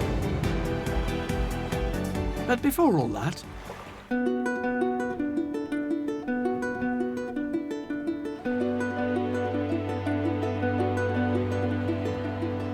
This is the village of Nearsori in Cumbria. There's not a lot here. A couple of dozen houses and a village pub, but this is where some of the most famous children's book characters in the world came to life, and they're books that I absolutely loved as a boy. Known as the Little Tales, they were a series of 23 books. Colourful stories about the lives of human-like animals, offering a quintessential view of English life. And it's here, on the streets of Nearsori, that Beatrix Potter found inspiration for the stories and pictures that fill the pages of her books. While our characters were having adventures outside the local pub, their creator was busy writing her next tale in the house next door. Nestled in the centre of the village, up this long garden path, sits Hilltop Farm, a rather unassuming 17th century cottage, once part of a 34-acre working farm. bought as a holiday home by Beatrix Potter in 1905, with the proceeds from her first 5 books. But if you know where to look, it's so much more than your average farmhouse. Because around each corner lies a familiar scene.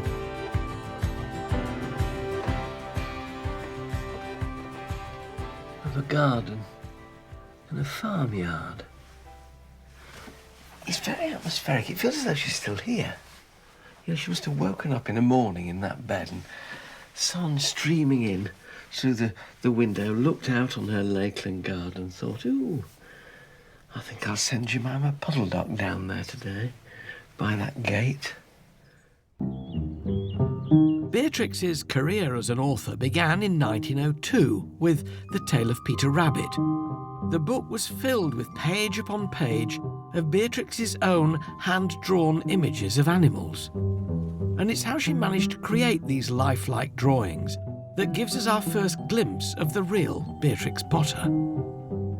House and Collections Manager Liz Hunter McFarlane explains the macabre lengths the young Potter went to. She was renowned for her accuracy in portraying animals anatomically and plants and flowers, from my point of view. How did she get that accuracy? Well, from being quite young, when they were on their holidays on the Scottish estate, she and her brother would bribe the gamekeepers to bring them animals that they could then dissect. Dead animals? Absolutely. She saw herself as an artist in training and a scientist. She was somebody who was interested in how these animals worked, and she wanted to know from the inside out. But it was her pet rabbit who'd inspired her to create her first books, copying his markings exactly to reproduce her fictional character. But when that pet rabbit died, she faced a problem. I'm now wondering what this rabbit pelt's doing here, and I'm beginning to suspect. This is the pelt of Benjamin Bunny.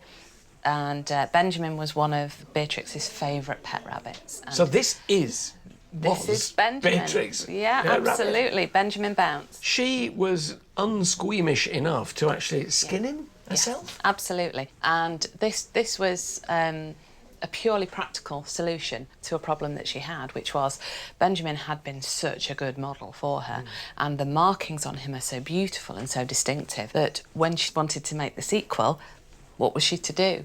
Gosh, hello, Peter. I'm wearing blue. Beatrix Potter's approach to life and the subsequent success of her much-loved character Peter Rabbit would make her one of the most famous authors of all time. But in truth, a career as a writer wasn't what she wanted at all.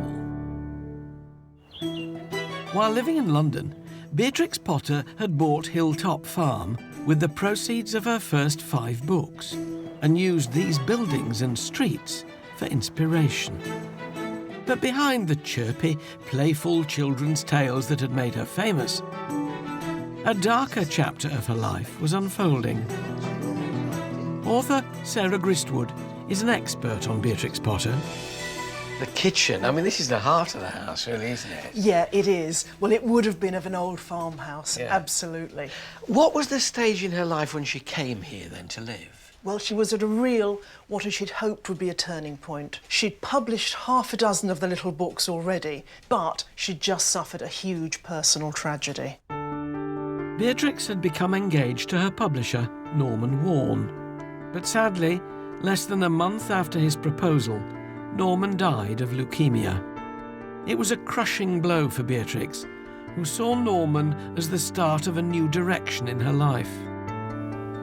Without him, she'd have no choice but to remain in London with her parents, escaping to Hilltop to write. She was under a great cloud when she came here, looking for release in a way, I Yes, suppose. exactly that. I think this place was a huge help to her that way, and perhaps that's partly why it became so important to her. Just to put her into perspective, I mean, was she the sort of J.K. Rowling of her day then, or is that not quite as big as that? How successful was she at that point? Well, no, I think J.K. Rowling's actually a very good comparison, because, of course, the thing about Beatrix was that she was becoming not just an author, but a brand. And so she really was becoming almost a trademark, the 2 tales a year. Very savvy. Very savvy businesswoman. But Beatrix had been brought up as a Victorian daughter, and until she married, her dream of living in the Lake District would have to wait. Even though she was rising 40, a successful author, becoming a wealthy woman, she was still a Victorian daughter at home who, until she married, was expected to stay there and help take care of her ageing parents. At the same time as Beatrix Potter was having to cope with the obligations placed upon her by Victorian England, across the country, attitudes towards wildlife and conservation were beginning to undergo a remarkable change. Britain had begun to preserve the environment. Historian Susanna Lipscomb is on the Norfolk coast, an area rich in natural history, but whose value wasn't realised until it was almost too late. This is Blakeney Point, 6.5 kilometres of shingle spit made up of sand dunes and salt marshes. An idyllic place for both wildlife and people. And home to one of the most surprising legacies of the Victorian era. This is the National Trust Remote Research Outpost. For over 100 years, this converted lifeboat station has led the way in nature research and conservation. It might seem obvious today, but in the late 19th century, people were seemingly oblivious to the damage they were inflicting on the world around them. Here on the point, with no legislation to stop them, shooting parties and local fishermen had free run, decimating the seal and bird population. But in 1912, the National Trust took over the site, declaring it a nature reserve, dedicated to the protection and research of the precious flora and fauna.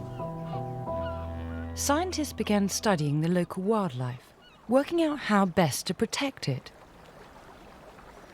But fishermen believed that unless the hunting of seals was allowed to continue, fish stocks would be at risk. The local seal population was in grave danger. Hello, Susanna. Lovely to meet you. Lovely morning. I'm looking forward to this. I'm with the Trust's coastal ranger, Ajay Tagala. So where are we headed now? We're heading to the western end of the shingle spit. So behind us, we've got 4 miles of shingle and then the sand dunes at the end, and we're heading to the very end where the seals should be. It wasn't until the 1970s, when numbers had plummeted, that a protection law was finally passed and the seal population was allowed to recover. We're going at high tide, so we should see lots of them nice and close. The seals have spent the day hunting at sea, but as the tide retreats and the sandbank is revealed, they've returned to digest their food. Let's see if I can get... There we go. Oh, it's a hard life, isn't it, lying on the sun? Look how... That looks so sweet. They are sweet little things, yeah. When the Trust first took over, this beach was virtually empty. But thanks to the protection of their habitat and the work of Ajay and many rangers before him, this is now the UK's largest seal colony. You can see there's quite a few youngsters, which shows they've had a good breeding season this year, good survival of the young, so that's a really good sign. Oh, wow, look at all of them. They're amazing. So how many do you have here? We often have over 1,000. We're at about 500 in total at the moment. Okay. But numbers are fluctuating. They're moving all around the sea. Ah, okay. So they're very mobile. Why is it so important to count them? It's important because it gives us an understanding of population dynamics, and with them being top of the food chain, it's an indication of health of the ocean and the fish as well. Had it not been for a change in attitudes over a century ago, and the start of conservation as we know it, this seal colony and many of the other precious species might not be here today.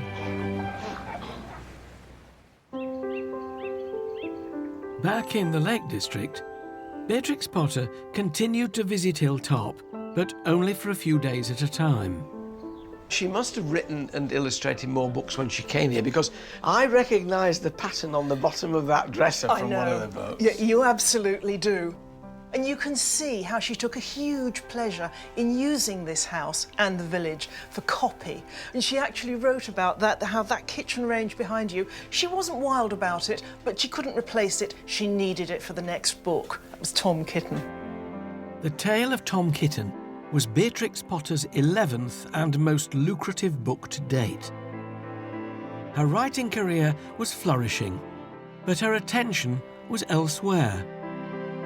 And with the help of local solicitor William Heelis, she'd acquired a new focus, buying up key pockets of land around the village. The couple soon became engaged, and Beatrix was finally able to escape London and begin the life she'd always wanted to live.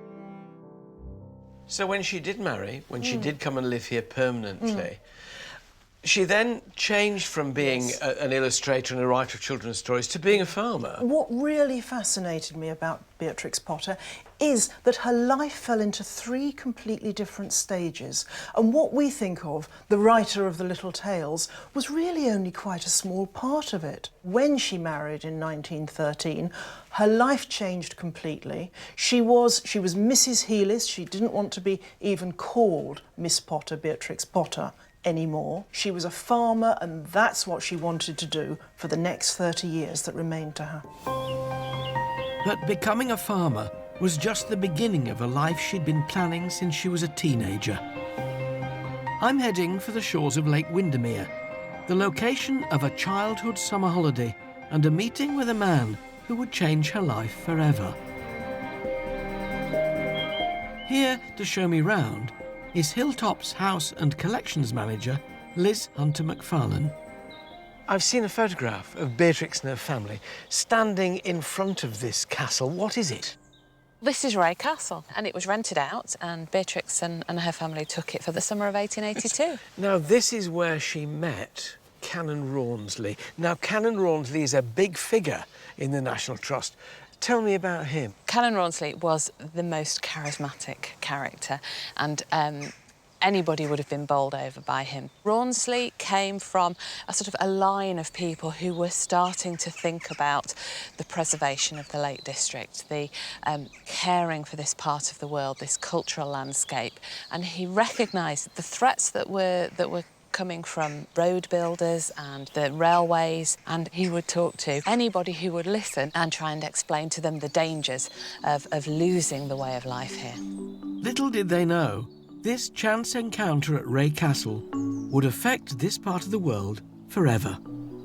So she was indoctrinated with this, in effect, at a very early and impressionable age, and carried it with her throughout her life, the importance of keeping this amazing scenery. I mean, when she must have looked out across that view, who could fail not to want to cherish that? The fells with the sun on them, it really makes you want to hang on to this, doesn't it, as a landscape? It's glorious. Absolutely. But Beatrix's new friend, Canon Rawnsley, was more than just a passionate speaker. He had ambitions of founding one of the largest landowning organisations in the country. Joan Bakewell has put on a life jacket and gone to visit the place which inspired it all. I'm on Grasmere in the Lake District. I have to say, on a golden morning like this, you don't need an excuse to head for this very beautiful little island. But there is something else about this island. It's the spark that helps in the creation of the National Trust. Canon Rawnsley adored Lake Grasmere, in particular, its island in the middle. But in 1893, this island was put up for sale, not only putting it at risk from developers, but making it out of bounds to Rawnsley and the general public. Without money or a legal foundation, Rawnsley was powerless to stop the sale. As historian Merlin Waterson explains, Rawnsley was going to need some help. There were 3 founders of the trust. There was Canon Rawnsley, and then there was Octavia Hill and Robert Hunter. Octavia Hill had all these influential friends and was able to generate a lot of support that way. But Robert Hunter was the genius who realised how you could create a body which had these statutory powers. Their plan was to acquire vulnerable land and buildings, protecting them from the ever-increasing threats of the Industrial Revolution. and keeping them open to the public. But it wasn't going to be easy. How did he get the money together? Octavia Hill was very clever at raising money. She had a lot of very influential friends, and when these inaugural meetings were taking place, very well-heeled people came, and people with real political influence. So she brought that to the party. The renowned social activist's list of contacts went deep into London's high society. Such names as the first Duke of Westminster, Queen Victoria's daughter Princess Louise, and one Helen Beatrix Potter, one of the fledgling trust's major donors. The trust soon set about acquiring more land and has since become one of Britain's largest landowners. With over 600,000 acres, more than 300 properties, and 775 miles of British coastline on its books.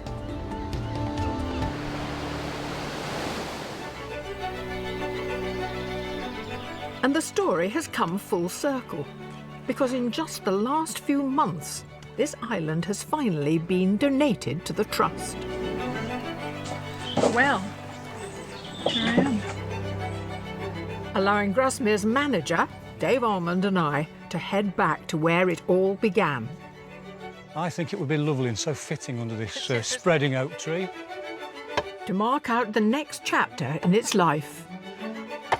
Rightio, that's very good. So if you like to just stand back a bit, I'll give it a bit of a wallop. One that will allow public access to it forever. One can only imagine how thrilled Callan Rawnsley would be. First piece of the jigsaw. It's really extraordinary. It's taken 120 years Yep. to get this island. It was where the idea began. Yep. 120 years row by, and we've put it We've done back. it, It's great. Yeah.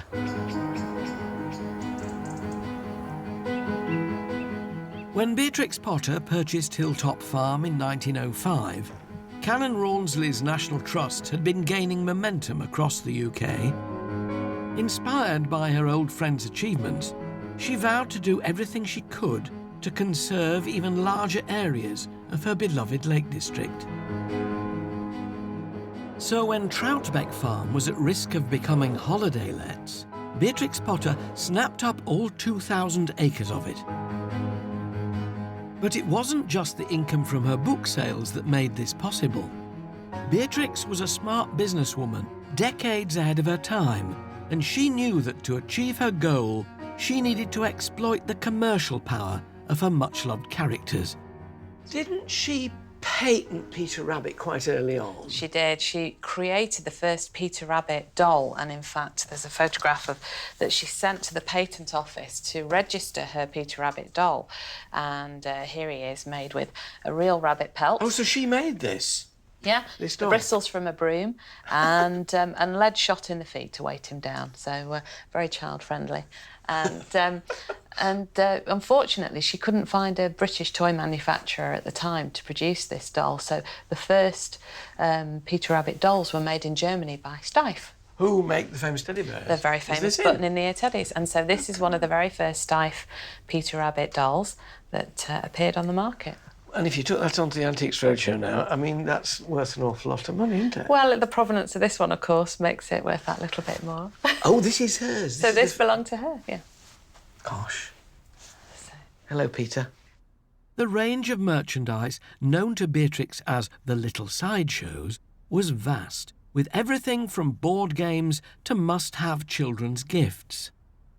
She's doing this because she knows he's a money spinner. So, yes, she's writing delightful children's books, but she's got a great business sense as well to do all this. Absolutely. I mean, Beatrix was the original sort of merchandise guru. She beat Disney before Disney knew what they were on then, really, Absolutely. in terms of this kind of thing. Yeah. And Peter was the first licensed character. In the later days, she was really pushing her publishers to say, which new Little Sideshows have you got coming out? What are you producing now?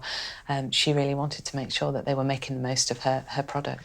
You know, it's absolutely fascinating to look at the romance of the picture and what's out there and to think that, yes, but this managed to make sure that all that out there that she painted would be preserved for the nation. Her plan was making her rich, and in 1930, When the Trust couldn't afford to buy over 3,500 acres of the Monk Coniston estate, Beatrix Potter stepped in once again. Age 64, she was finally achieving what she'd set out to do. The purchases gave her power and responsibility in the region, power the National Trust still wields today.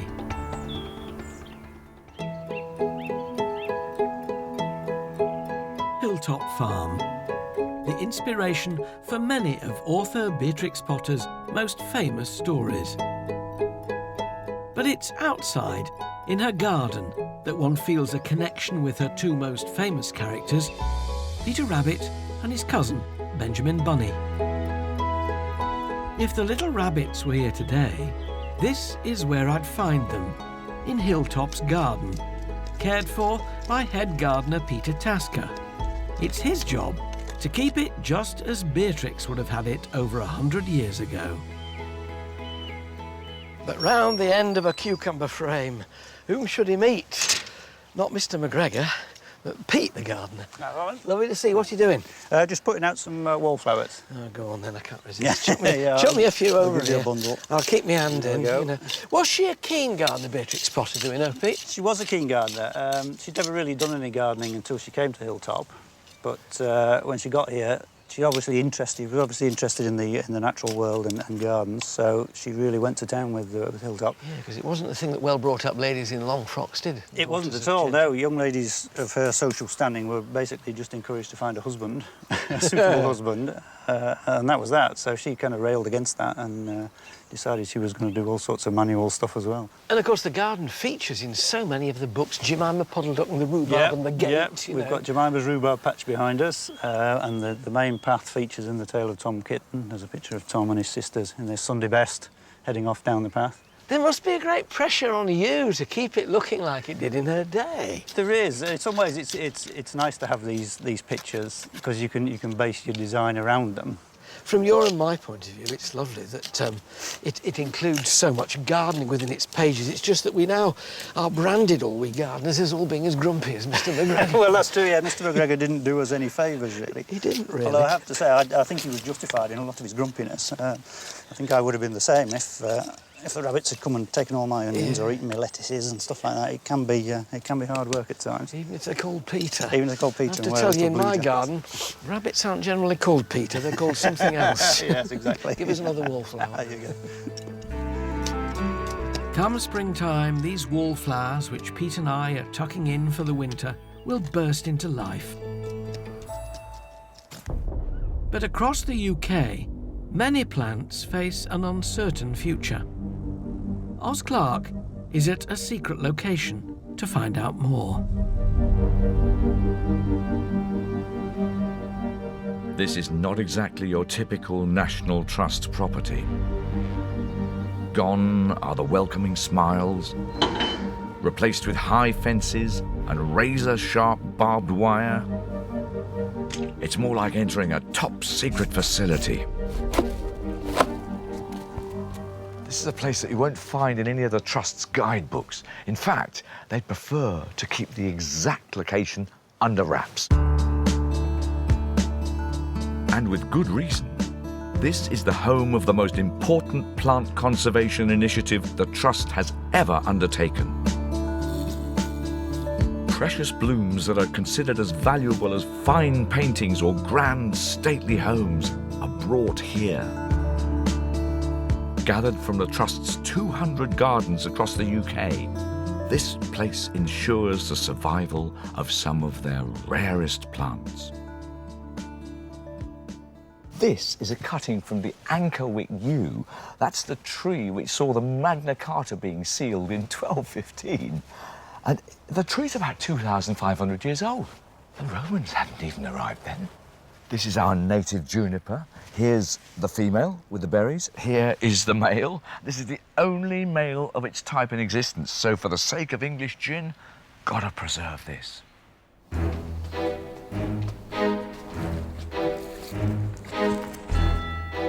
Chris Trimmer is nursery manager and protector of all 8,000 plants growing at this clandestine location. Why is it so secret?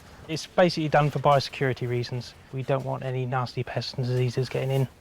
This is why we don't have many visitors. You got barbed wire on the fence? Yeah, it's there as a deterrent. From what? Do you get some crazy people who are plant collectors? Something really rare, they'll go and nick it. Possibly, yeah. The majority of the work Chris and his team do here is propagation, bringing in rare specimens and growing new ones. Today, I'm helping him repot a critically endangered species of rhododendron from Northern Ireland. So, OK, I've got this jelly. Yeah, so we just scoop around the outside. Scoop around the outside, yeah. It's at risk from fatal plant pathogens which can wipe out whole species. And that goes into the water here. Into the water, yep. Yeah, So, okay. to protect against this, Chris and the team take seeds and cuttings from a healthy plant to create new specimens in case disaster strikes. Take a pot for me. Yeah. Fill up to about 3/4 full. Last year, this place propagated nearly 2,500 plants for 64 National Trust gardens across the country. Just press it down like that? Yeah. Right. In time, this seedling too could help save this threatened species. Good luck. It's rare to leave a National Trust property without a stirring of your emotions. And these feelings for me today have been intensified by my having a greater understanding of the sense of purpose and of pride at the heart of the Trust's plant conservation agenda. Back in the Lake District, over 90 years ago, Beatrix Potter was taking on yet another challenge, preserving a local endangered species, the Herdwick sheep. Wool prices had dropped and numbers were declining. The livelihood of Lakeland farms was at risk. Having used her wealth to buy up huge parts of the Lake District, Beatrix was able to protect the traditional farming ways from the large-scale developments of the 20th century.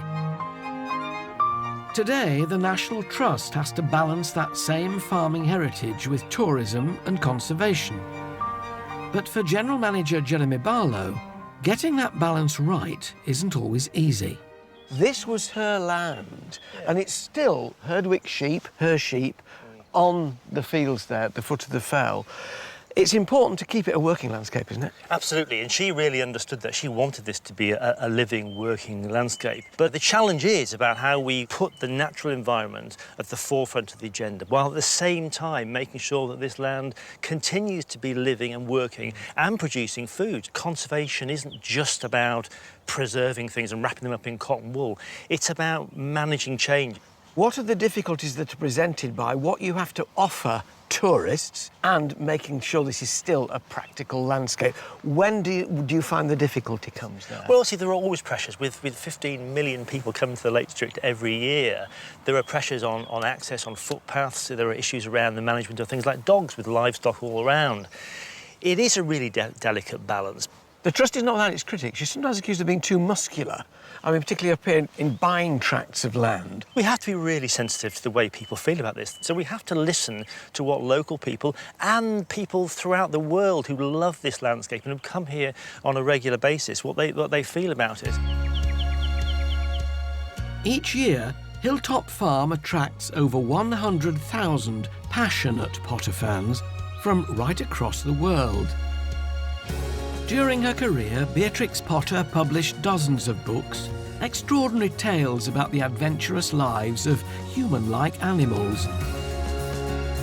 Such was their popularity that Beatrix was able to create and sell merchandise right across the world, using the profits to buy land for the National Trust. Today, these items have become highly collectible. But rather than collect Hilltop memorabilia, Japan has built its very own replica. It's just north of Tokyo, and it's exactly a third bigger. Why do you think Japan particularly? Well, we think it's a number of reasons. We think that because the books were translated into Japanese right from the early days, about 1917 was the first translation. And also, at one point, the books were taught as an English text in schools, so they learned English from the little books. But also, The stories are the quintessential view of England. I mean, wouldn't you just love England to look like that, you know, everywhere? And it explains it, because when they come here, it does. It absolutely does. Do you think she'd be pleased with what she'd see today? With all these people coming into her little house, with what the trust is doing in opening it all up? Well, she was always surprised at how she called Peter's perennial charm, the fact that people were still interested in the storybooks, even from the time when she first wrote them up until her later years. Who wouldn't be flattered by that kind of attention? One such fan is Candy Beale, who's travelled all the way from North Carolina in the US. How passionate are you? I mean, do you collect things? I do. I have all the figurines. How many have you got now, these Well, figurines? somewhere around the 500 range. Candy's home is stuffed full of Potter merchandise, with cabinet after cabinet of figurines. Being rude now, what does one have to pay now for these? What's the most expensive one nowadays? Several $1,000s. Yes, for Duchess with the flowers. It's very rare because she's on this little pedestal, and many of them broke when they were being made, and so they're very few. So for us, if you can find it, it's about $3,000. Because if you're a serious collector, you have lots of back gems. That is very serious. It is very serious. That is That's worryingly right. And serious. it's costly too. Beatrix Potter dedicated her life to conserving the Lake District and protecting the farming way of life she saw being threatened. Comedian John Culshaw has been to Snowshill Manor in Gloucestershire to see how one man's obsession with preserving the past has created a legacy of items that, were it not for him, would have been lost forever. Now, what is it about unusual, random objects that makes us want to seek them out and hunt them down and collect them? Sometimes en masse, filling the whole house. And then you catalogue them and organise them and put them into a lovely order. Well, I've done this in my time, collecting things from cards from teabag boxes to beer and whiskey glasses, even a Ford Granada and a Ford Cortina. And if, like me, you like your collecting random and sporadic and beautifully all over the place, then you'll adore what's in this great house here. Every corner that you look there is detailed. It's like an Aladdin's cave in here. Atmosphere packed into every square millimetre. Over 22,000 extraordinary objects, filling every nook and cranny. Drums, hats, boats, coats of arms, flags. There's just everything here. This unbelievable collection is the life's work of one man, architect and artist, Charles Paget Wade. Everything is just scattered in this brilliant way that just fires your imagination. But since Wade's death in 1956, it's fallen to the National Trust to care for it all. Being in here, it's the closest you can get to time travel. Beetles and stick insects.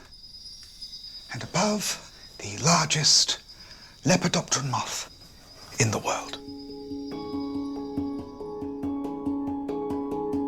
I'm finding out more about this extraordinary man from the Trust's Harriet Groves in the aptly named 100 Wheels Room. This is the kind of Tour de France I would like to see. Look at that. What sort of character was Charles Paget Wade? He was a very talented artist. He trained as an architect. He used to throw parties for his friends, and they'd all dress up in his costume collection. And they'd perform really Victorian Gothic plays. And you can imagine it was quite atmospheric here when he was in. I think he would have been quite an unusual but interesting person to have been around. Wade's appetite for collecting was prolific. But why is his collection so random? He bought things that spoke to him, I guess, in a way. That he saw the beauty and the craftsmanship and the design in them. And I think he could really appreciate the work and the time that was spent to make certain objects.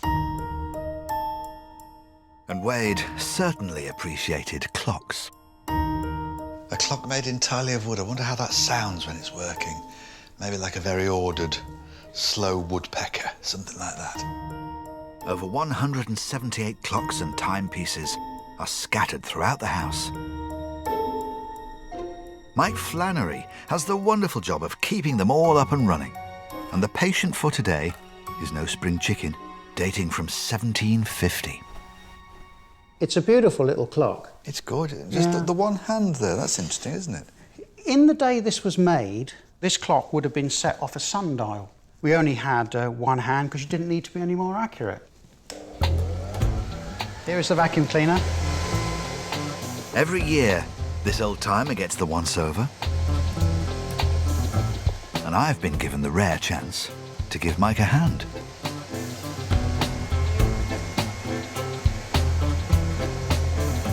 What we're going to do now is to put a tiny bit of oil on a couple of these parts. Just a dab of oil on the essential moving parts will keep this centuries-old timepiece running like clockwork. That's lovely. Beautiful job. Snowshill Manor is filled with objects that have been sadly replaced by the progress of technology. But for me, stepping into the extraordinary world of Charles Paget Wade is the perfect antidote to a busy, demanding and frenetic modern life.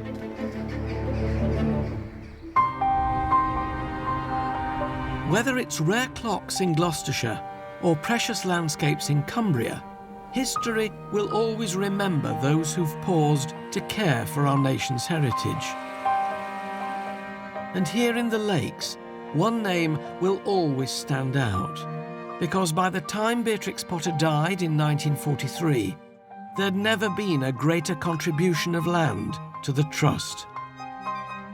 Her legacy to the Lake District is enormous. It is. I mean, she was uniquely placed to be able to protect areas that were at risk at a time, really, when people weren't recognising the need to protect valleys and the kind of cultural landscape that we have here.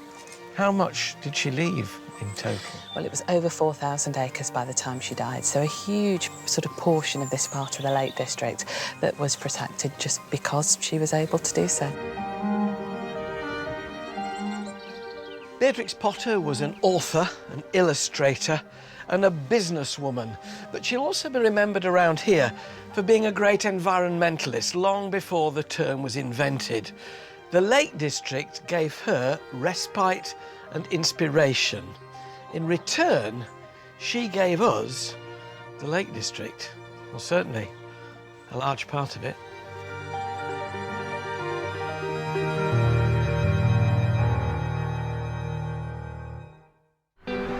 Next time. Oh my goodness! I'm going behind the scenes at Attingham in Shropshire. Ooh, I was expecting ice cream. To see how one man blew a family fortune. Who are they expecting for dinner? Comedian John Culshaw uncovers a World War II secret. Oh, then look at this. And Annika Rice fishes one of the most expensive rivers in the UK. Just all action. Are we going right to the ground? No. We're down. Oh!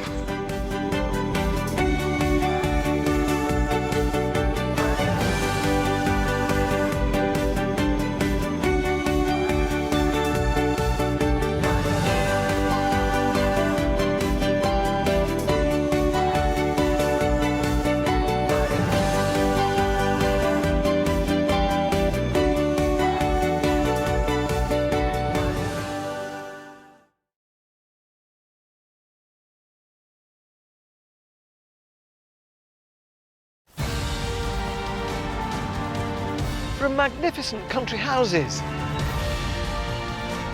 to monastic ruins. These are the landmarks and treasures that reveal our rich heritage and history. Oh, grand country estates to the factories at the heart of our industrial revolution. These are the buildings, landscapes and stories that uncover Britain's amazing past. It really is living, breathing, isn't it? From the wilds of Snowdonia to the dramatic Dorset coast, join me and a host of celebrities with a passion for the past as we explore the riches, treasures and secrets of one of our most loved institutions, the National Trust. From the prehistoric... I have never found anything like this. ...to the present day. Congratulations. The Trust has given us behind-the-scenes and below-stairs access... Are we going right to the ground? ...to some of its finest buildings and locations. There was gold under these hills. We'll meet the people keeping our historic traditions alive. Incredible! And the experts revealing the lives of those who shaped our past. Oh, look at that. It really is a treasure house. This is our heritage, our history. Welcome to the secrets of the National Trust.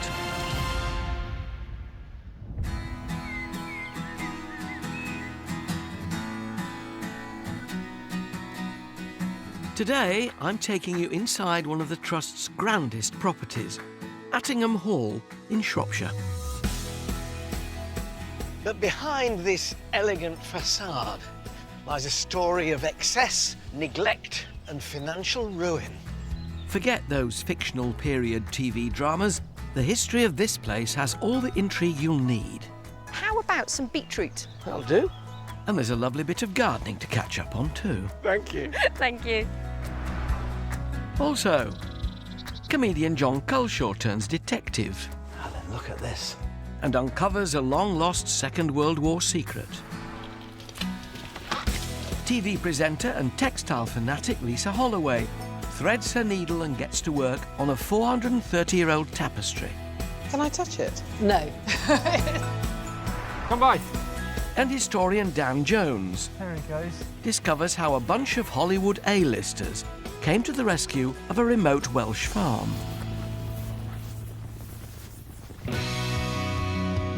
This is the impressive Attingham Hall. For over 230 years, it was home to one family. This house was built by Knole Hill, the first Lord Berwick. A wealthy politician, he'd become the talk of high society by marrying for love, against his family's wishes. And this cavalier trait was set to pass to the next generation. The story of Attingham gets even more interesting when his son, Thomas, the second Lord Berwick, inherited the family fortune. He was a 19-year-old university student, and he did what all teenagers would do on being handed a fortune. He went shopping on a grand scale. His spending knew no bounds. 3,000 bottles of fine wine stocked his cellar. Hundreds of paintings, sculptures, statues and rare Italian vases filled the grand rooms of Attingham. Goodness me. Who were they expecting for dinner? Over the next 20 years, it was spend, spend, spend without giving the costs a second thought. He also spent a great deal of money on courtesans. This wasn't uncommon for men of his class, but what was unusual and caused something of a scandal was that the second Lord Berwick actually married one. On a trip to London, the now 41-year-old Thomas met and fell in love with 17-year-old Sophia Dubuchet. After a whirlwind romance, they were married in 1812. But married life wasn't to have a settling influence on the wild spending. In fact, for Thomas and his new bride, parting with the family fortune seems to have become even easier. Over the coming years, the couple set about remodelling and refurnishing their home, as the National Trust's Arrayed Jones is showing me. Oh, this is delicate. Yes, this is the boudoir. I've never seen so many doors in such a relatively small room. This was Lady Berwick's inner sanctum, a room she probably used to entertain her female friends. But you can imagine children coming in here being turned around and told to find their way out, and they wouldn't unless the door were open. It's so beautiful. Lovely. Oh, really red and opulent, this. From the boudoir, the feminine space continues. And then, now, this is a monster. So this, obviously, the drawing room, yeah. The ladies would have withdrawn here after the evening meal in the dining room. So it's really the withdrawing room? Yeah. This drawing room shrieks wealth from every nook and cranny. But the Berwick's extravagant spending didn't stop there. So these are the bills? So they went to the opera, so we have a bill for the opera box. They thought nothing of spending outrageous amounts on lavish entertainment. And the list goes on. She also had lots of exotic birds, blue macaw, red macaw. She bought birds. Oh, yes, dear. You go and buy a few birds. And this is the bill for her harp, her music stand and stool. But this house has an architectural surprise. It's a home of two halves, one side decorated female, the other distinctly male. As we cross the main hallway, things change dramatically. Oh, my goodness! This is a dining room and a half. It was the custom in Georgian high society for Thomas to remain in the dining room after dinner with his male friends, probably quaffing port and smoking cigars, something that was never done in the presence of women. So this is the masculine bit, deep red. Deep red, very strong, bold colours. We've got some fantastic plasterwork up here, so you get a real contrast between the white, the dark red, and also the gold, which in the evening would have really come into its own. It's pretty much coming into its own on the table now. This is opulence. This is wealth, isn't it? Very much all about status. Yeah. Big, bold metalwork, and the fantastic Gillows furniture as well. And William Pitt, the Prime Minister, looking at you while you ate. Masculine, masculine, masculine. Walking through this house, I can really get a sense of Lord and Lady Berwick living their grand lives, perhaps hiding from the social scandal their marriage had caused. But there was one thing they ignored at their peril: that their wild, uncontrollable spending was stretching this great family's finances to breaking point.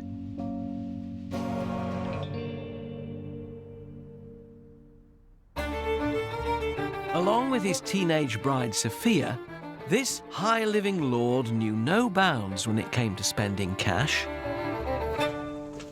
So this is the library. No man should be without a library. This is a manly library too, isn't it? Divided on gender lines, I'm on the masculine side of the house with the National Trust's Sir Aid Jones. Wonderful bookcases. So, does this imply a man of letters? Was Lord Berwick a man who liked reading? Well, he certainly bought a lot of books, and he had several library spaces. Do I gather that's a diplomatic no, not really, they just look good on the shelves with their gilded bindings? Well, it is one of the things we've been trying to work out. With very much the feel of a gentleman's club, Thomas's library would be a place for him to relax and catch up with the news of the day, away from the gaze of Sophia. The style and decor of the rooms at Attingham Hall give us clues as to how Thomas and Sophia lived their daily lives. But not all of the Trust's country piles give up their past so easily. Comedian John Culshaw is at Hughenden Manor in Buckinghamshire, a house that's kept an extraordinary wartime secret for over 60 years. I've had a fascination with military and political history since I was a lad. So to get the chance to get below stairs and explore the hidden history of this beautiful former home of the Prime Minister, Benjamin Disraeli, is a dream come true. For the last 80 years, it's been maintained as a monument to the Disraeli family. Until a curious incident happened that could have been lifted straight from the pages of a spy novel. As recently as 2004, a conversation was overheard that would change our understanding of the history of Hughenden forever. The National Trust's Fritha Irwin reveals the story behind that fateful conversation. The conversation was overheard by one of my colleagues, one of the room stewards, and what she actually heard was a gentleman called Victor Gregory, who was visiting the manor with his grandson. She overheard Victor make a comment to his grandson, and that comment was, "That's where my desk was during the war." While the Trust had known that Hughenden had been used by the RAF, the exact details had always been shrouded in mystery. So the Trust spoke to Victor and said, "Please, will you tell us your story?" And he said, "Well, I'm subject to the Official Secrets Act. I'm not able to." And so at that point, the Trust then approached the Ministry of Defence, who eventually gave Victor permission to talk to us. At just 19 years old, whilst working at a printing company, Victor had been recruited into a top-secret team of cartographers based at Hughenden. Their secret mission, mapping Europe. Victor explained that in 1941, RAF bombers had been targeting key locations in German territory. But decades-old maps meant that many of the bombs landed up to 5 miles off target. Using the very latest in aerial photography, the RAF undertook the largest mapping operation in British history. And that's where Hughenden came in. Like a great many of the country estates, it had been pressed into military action, but not as a barracks or a school or a hospital, given the code name Operation Hillside. Here is where some of those vital maps were made. So Disraeli's lavish and peaceful country home. When the RAF moved in 1941, the beautiful paintings and furniture were moved into storage and replaced with draftsmen's tables. As word of Victor's story spread, more evidence came out of the shadows. This photograph, showing a group of men known as the Ice House Boys, helped unfold the story further. For it was here, in Hughdenden's Victorian ice house, that the aerial photographic images were developed, enlarged and adapted to ensure more accurate bombing raids. Well, the target maps, of course, were based on photographs that were taken by aircraft based at Royal Air Force Benson, which is just over the border in Oxfordshire. So they would overfly either specific targets or just areas of enemy territory, take photographs, which then were used to develop the target maps for the future.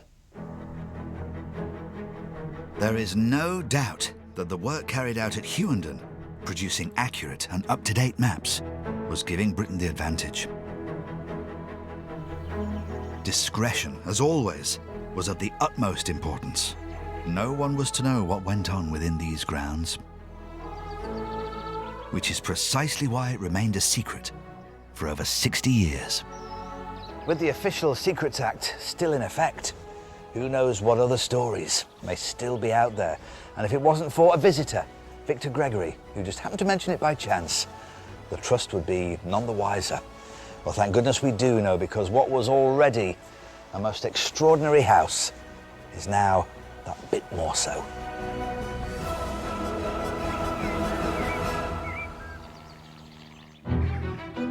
Exploring the stories and preserving our past is vital if we're to protect our heritage for future generations.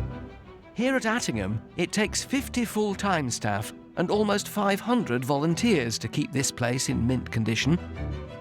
Helen Rouse oversees the conservation work at the house, and today I'm helping her start the delicate process of restoration on this 500-year-old masterpiece.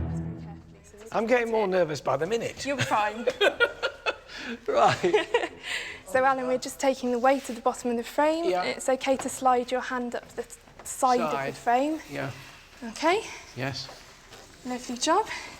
So, guys, if you just drop one of your straps... Are we going right to the ground? No, if we hold on to it now. Right. So we've now got it. It's you and me now. We're carrying it. It's you and me. We'll be fine. So No we're cause just for going to alarm. take it a short walk over here. Right. And then pop it down on these foam blocks. Just watch your feet there. Yeah. Either side. Cool. And then slowly lean it back against the T-bar there. We're down. Oh! There we go. We're fine. Oh, I had a Mary Rose moment then. And it's down.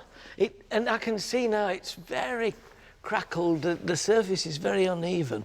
It's the job of conservator Annabel Monaghan to preserve this precious work of art.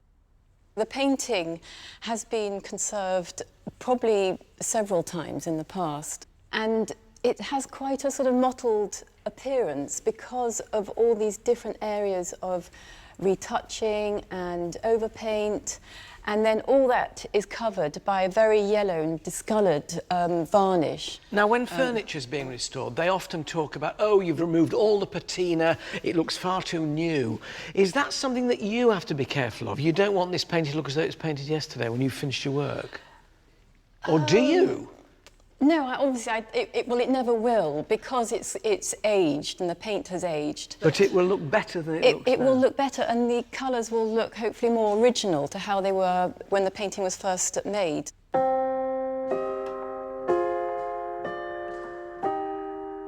Well, alas, I won't be here to help you rehang it, but I look forward one day to coming back and seeing Christ and the woman at Samaria looking a little brighter than they look now. Yes, well, they will look brighter, hopefully. Restoration is one of the Trust's key roles, including looking after over 65,000 priceless fabrics across all its properties.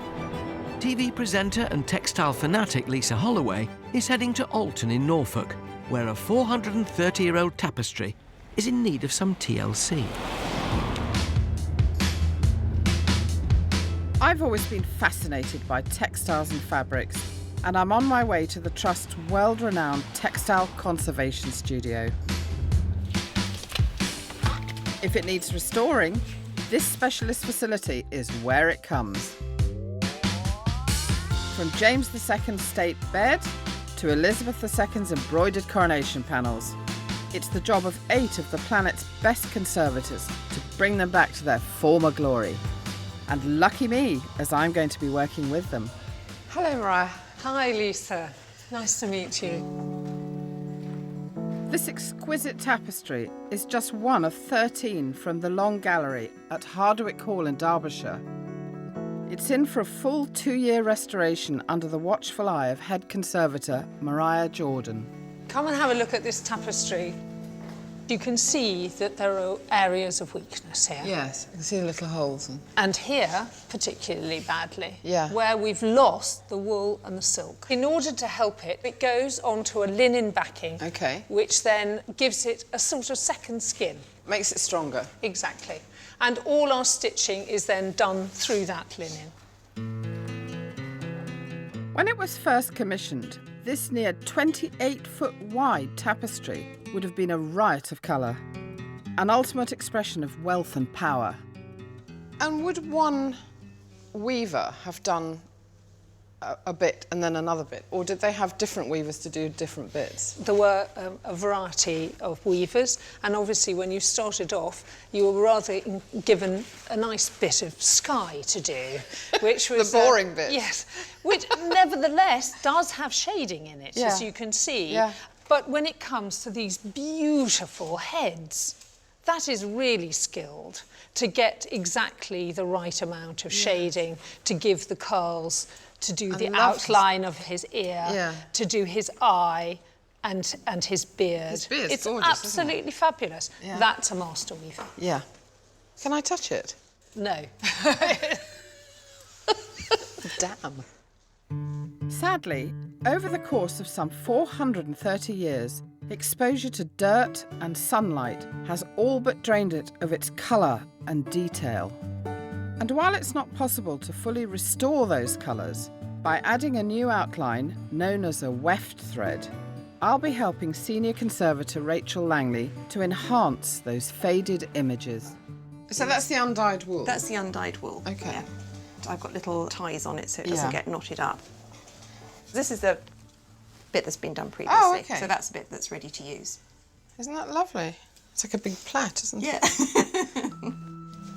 A staggering 1.5 miles of perfectly dyed thread is needed to repair the tapestry. So can I put the dye in?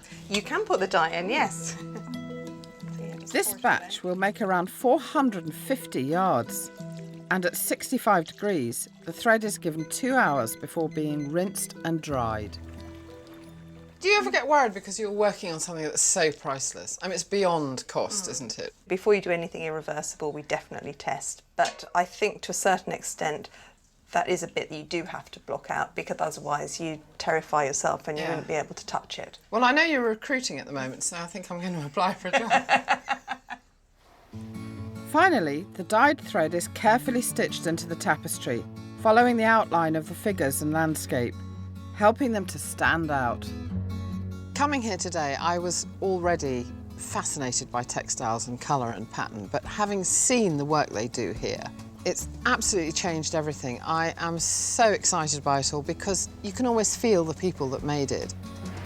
And to think that all this work goes on, you know, here in Norfolk, and nobody even knows about it.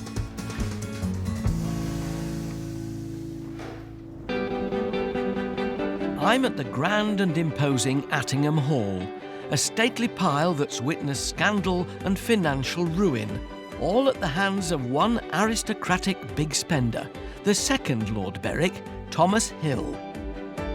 Entertaining and throwing lavish parties would have been a huge part of the Berwick's social calendar. Caroline Pugh's been researching the etiquette of Georgian dining. Caroline, I don't recall seeing a more spectacular dining table than this. I'm a bit surprised by the fact there's a cloth on it rather than shiny polished mahogany. Oh, right. Well, this is out to impress, so you should be impressed. When you came into the dining room, all these desserts would be on the table, and most of it is edible, including the flowers. And you have to sit through the soup course, the fish course, 5 or 6 meat courses, until eventually the footman and the butler would remove this runner. Oh, I so see. They've So got these a go lovely down clean cloth right down the side. right down either side, and remove any crumbs so as you've got a lovely clean cloth for your dessert course. And towering above it all, right in the centre, a pineapple. Yes, you're really somebody with a pineapple. This crowning glory of the Berwick's immaculate dining table, grown in their own hothouse, was the ultimate statement of status and wealth. And if you couldn't afford to grow your own, you could hire one in at great expense. I tell you what, though, looking at this, is it nice to know that even in Georgian stately homes there was some degree of pride when things were homegrown? A lot of the food that graced the Berwick's dining table was grown on their estate. And this kind of Georgian self-sufficiency was commonplace across many country estates of the day. 200 miles south of Attingham, Annika Rice is at Mottisfont Abbey in Hampshire, home to one of the finest and most expensive fly fishing rivers in the world, stocked with a plentiful supply of fish that would easily keep the tables at Mottisfont full.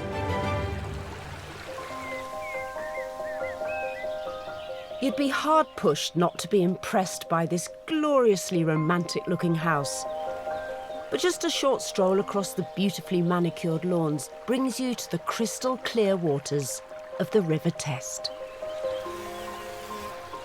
Everyone from American presidents to rock stars have paid up to £500 a day to fish this river. Neil. And I've come to meet Neil Swift, the National Trust's only river keeper, to find out why this stretch of water is so special.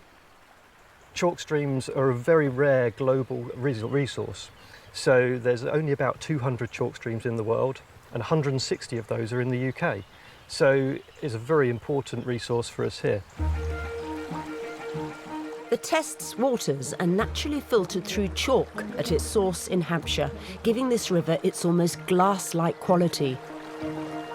Perfect for one particular species of fish to thrive, the brown trout. During the early part of the 18th century, fishing was one of the main pastimes at Mottisfont, with most of the catches ending up on the estate's dining room table. Today, though, the attraction is less about fine dining and more about an historical claim to fame, because this stretch of the River Test gave birth to the sport of modern dry fly fishing. There is the most idyllic hut I think I've ever seen in my life. It's rather beautiful, isn't it? It's stunning. So that hut is often known as Halford's hut, and he's known affectionately in the fly fishing world as the high priest of dry fly fishing. In 1905, Frederick Halford leased this breathtaking stretch of the River Test. For 10 years, he indulged his passion, casting his line out over these waters. The books he wrote here became the definitive guides for this type of fishing. So what I'm doing now is casting upstream to spots that I think there might be a fish. So you're really sort of playing the stream. It's a kind of constant activity, isn't it? Absolutely, especially in fast water like this. So I'm constantly putting the fly back out there into spots where I think there could be a fish. He makes it look so easy. I'm dying to have a go myself. Until about 3 o'clock. And that's the motion we're going to be using to flick that line and the fly out towards where we can see those fish over there. It can cost a small fortune to fish on this river, so this is a real treat. Oh, we're in the tree. Oh, that's so disappointing. Rubbish. It's just not working at all. Oh, and we're back in the tree. Oh, no! Whatever happened to beginner's luck? Sorry, Neil. That's all right. Very important. I've got a fish. Oh! Sorry, Annika, there's a net up against the other side of the hut. Right, pop the net down in the water like that for me. OK, it's coming now. Net in the water, net in the water, net in the water. Oh. There it goes. Beautiful. We've got ourselves a lovely river test brown trout. Oh, my God, that was just all action. Most of the catches here are put back. Let him fight another day and someone else can have the pleasure of catching him. There he goes. With the sky-high prices to fish here, I'm wondering if there's a special celebrity service. Is this the moment where the drinks trolley clinks along? Well, I'm afraid we don't have a drinks trolley, but I do have a pork pie in my bag. Oh, if you'd like to share, we can head back to the hut. Smoothie, you! I wondered what you had in your interesting-looking sack.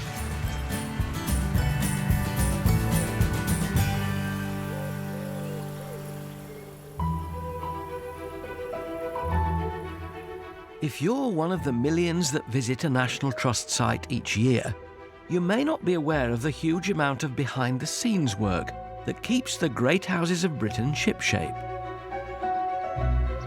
Here at Attingham, the gardens are still used and haven't really changed much since the days of the second Lord Berwick.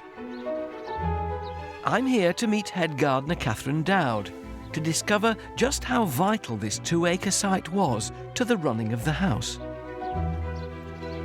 Catherine. Hello there. Now, they've sent me down here with my pineapple to your wall garden, saying go and see Catherine, she'll tell you how to grow pineapples. Yeah, well... So where are they? Yeah, they're just in the pinery. We've got the pinery and the vinery here. Now, I don't want to disappoint you, but I'm afraid we don't grow pineapples anymore. No. No, afraid not. They're incredibly expensive to grow. They need a huge amount of heat. Well, they were in the 18th century. I know. Well, that shows you just how much cash they needed to flash to show off to all of their neighbours. The technique, then, for getting this heat to produce a pineapple was what? Lots of muck. Yeah. Lots and lots of muck. And that generated the heat? Yes, yes. So here we've got the frame yard, and this was very much the beating heart of the garden. So there'd be big piles of manure piled into this pinery, along with pipework as well. So this was a later addition. We've got the chimney for the Robin Hood boiler. So they would have powered as much heat as possible into here to get their pineapples going. Well, OK, head gardener, do your tricks. Give me some produce to take up to the kitchens, because I'm going there next. Today, this huge walled garden is maintained by a small team of staff and more than 70 volunteers. You've got pumpkins, you've got ruby chard, wonderful crop of celeriac. What should I take them up? How about some beetroot? That'll do. Yeah, we've got some lovely beetroot down here. Right. It's all organic. So I'll pretend when I take these back that I grow them all myself. Yeah. There's something hugely satisfying, you know. Obviously, the Berwicks found that way with all the homegrown stuff that was on the table. Yes, yes. Although I don't think they'd have got their hands dirty like you are. No, well, you and I know our place, don't we? Let's just hope they appreciate our work in the Yes, kitchen well done. now. You've done a good job of growing them. Well done, Catherine. Well done, you. Thank you. Thank you. Attingham is still very much a working estate, and the 400,000 plus visitors a year has served a real slice of authentic Georgian life. Clutching my fresh beetroot, I head below stairs to meet Attingham's very own cooks, looking every bit the part in their period costumes. Shirley. Hello. Hello. I won't shake your hand. I've been pulling beetroot when you're cooking.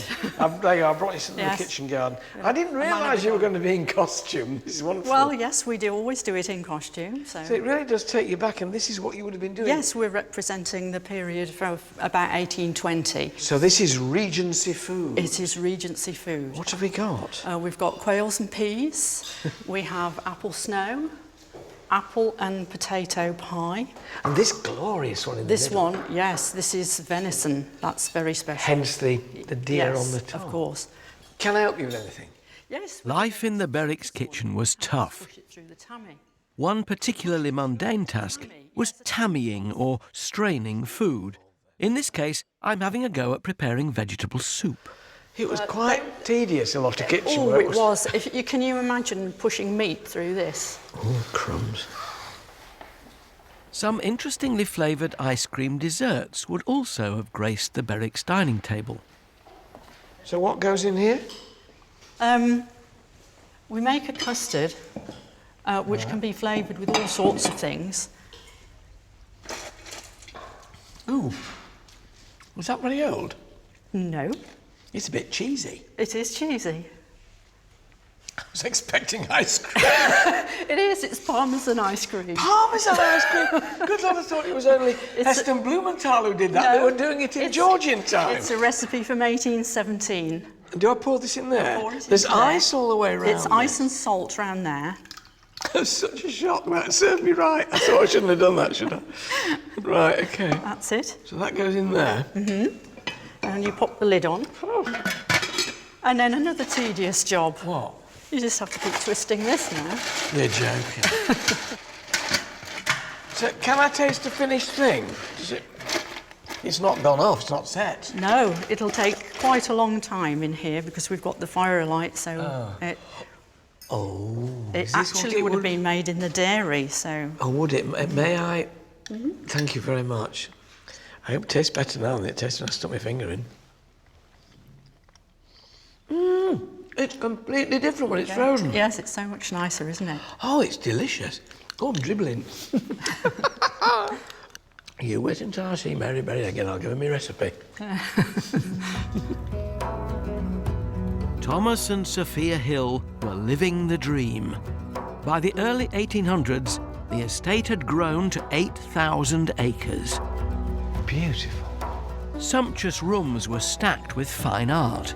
A walled garden grew prestigious pineapples, but Lord and Lady Berwick's extravagant spending had drained the finances, and Attingham Hall was effectively bankrupt. In 1827, the fairy tale came to an end. The Trust's Sir Aid Jones explains the Berwick's drastic solution. There's a huge sale of the house contents. It lasted for 16 days. That must have been a bit embarrassing. So this is the sale catalogue, so it's listing all of the books, paintings, sculptures that were up for sale. So did he do well out of the sale? I mean, did he make money on his purchases? No, a lot of things didn't sell, and then things that did sell was certainly in no relation to how much the Berwick had paid for them initially, so not great. Was he here when the sale was going on? It must have been awful if he was standing in a corner seeing all his stuff knocked down at cut rates. He'd gone to Italy, and his two younger brothers, William and Richard, were trying to buy back key items such as family paintings or other key items in the collection. So while Thomas is over in Italy staying out the way, his brothers are here saying, no, don't let that go, bring that back in here. Yeah. Oh, and that. Yeah. God, it must have created quite a family feud, I should think. It did, yeah. Letters in the archives show quite a lot of strain on family relationships at the time. Sadly, the brothers' combined wealth was not enough to pay off Thomas's debts. As a result, the family's financial woes were to continue for generations to come. Money can be at the heart of many issues that the Trust has to deal with, and not just with the properties it manages, but also with the land. Historian Dan Jones is in North Wales, where the Trust received financial help from an unlikely source. This is the Snowdonia National Park, 800 square miles of rugged, unspoilt landscape. If you shall come by now. Come by. There he goes. I've come to meet local farmers to find out how North Wales ended up at the heart of a battle between developers and Hollywood A-listers. Llyndy Farm has been farmland for centuries, but in 2011 it was put up for sale, and this picturesque location was suddenly under threat from local developers. The National Trust's farming mentor Arwen Owen explains. So there was a moment when this wasn't going to be a farm, wasn't there? There were threats in terms of that lake. It would potentially could be ideal for water sports, for other activities, and there were suggestions that people could have bought it for those sorts of means. The locals were up in arms. They were about to lose their beautiful Llyndinas Lake and its stunning shoreline. Legend has it, this area was the battleground between a red and white dragon, with the victor becoming the symbol on the Welsh national flag. With all this priceless heritage on the line, help was to come from an unexpected place. Matthew Rhys, the now Hollywood actor, he was the figurehead. He gave of his time and he was very committed, and he certainly bought into the vision for the farm. Emmy-nominated actor Matthew Rhys has hit the big time in Tinseltown, but his heart still belongs to Wales. He launched a campaign to raise the £1 million needed for the trust to buy the farm. A vast majority of my family are farmers, so it's certainly a project that's close to my heart, to preserve it for other generations. I think that's where its importance lies. He was soon joined by fellow Welsh actor Catherine Zeta-Jones, and public support swelled. In the end, 20,000 people dug deep into their pockets, and Llyndy was saved. Incredible how, when you tapped into that public goodwill towards here, how they were prepared to actually support the effort and to give so generously towards it. So in a sense, the farm's been saved by the people for the people? Yes. But saving Llyndy was more than just about preserving a slice of natural beauty. Over the past 5 years, it's been a training ground for the next generation of young farmers. Go stand there and they shouldn't just draw back by you. They don't seem to take any notice of me at all. Fresh out of agricultural college, 25-year-old James Evans has been given the chance to run Llyndy for 1 year. It's hard to get on the farming ladder, and this gives you that vital experience which you need to go on and have a farm of your own. Today, I'm helping James tag his sheep. Just hold the in the middle. Just about there. Got him? Yep. Yeah. There's another tag for you, if you put that one in the right. This is probably one of the hardest places to farm, I believe, in the whole of the United Kingdom. I think if you could manage this for a year, I think you could manage anything. Thanks to the generosity of the local community, and with a little A-list help, young farmers will continue to work this land, and that's important. Because they're preserving this amazing scenery for future generations to enjoy.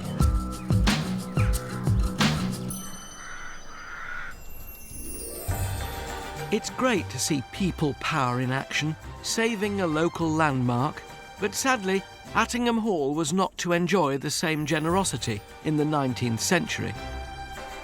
Many of the priceless pieces of art were sold off. Thomas Hill was never to return to Attingham. He died in Italy in 1832. The house was inherited by his younger brother William, and over the years, future generations restored the rooms and filled them with furniture and fine art. Attingham remained in the family until 1947, when the 8th Lord Berwick, having no children to inherit the house, left the property to the National Trust in his will. Wow. And to this day, it remains one of the most generous gifts the Trust has ever received. The decades-long conservation work at Attingham has revealed a family history besieged with flamboyant living and rampant spending at the hands of the 2nd Lord Berwick, Thomas Hill. He may have effectively almost bankrupted the place, but what he also did was to give it a kind of style and grandeur, which makes it such an impressive part of our history.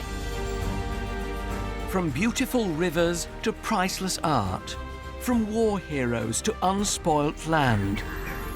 As we live our lives in a busy modern world, the Trust's secret treasures link us with our past. It's our history, our traditions. This is our story. Next time, I'm going behind the scenes at Quarry Mill in Cheshire. Oh, rules! To discover the harsh realities of the Industrial Revolution. It would be relentless, people working for 12 hours or more. It was virtually slavery. Dan Jones reveals the lives of our prehistoric ancestors. This actually looks rather like a kind of dragon's claw. And Oz Clarke gets hands-on with some Civil War weapons. It really is living, breathing, isn't it?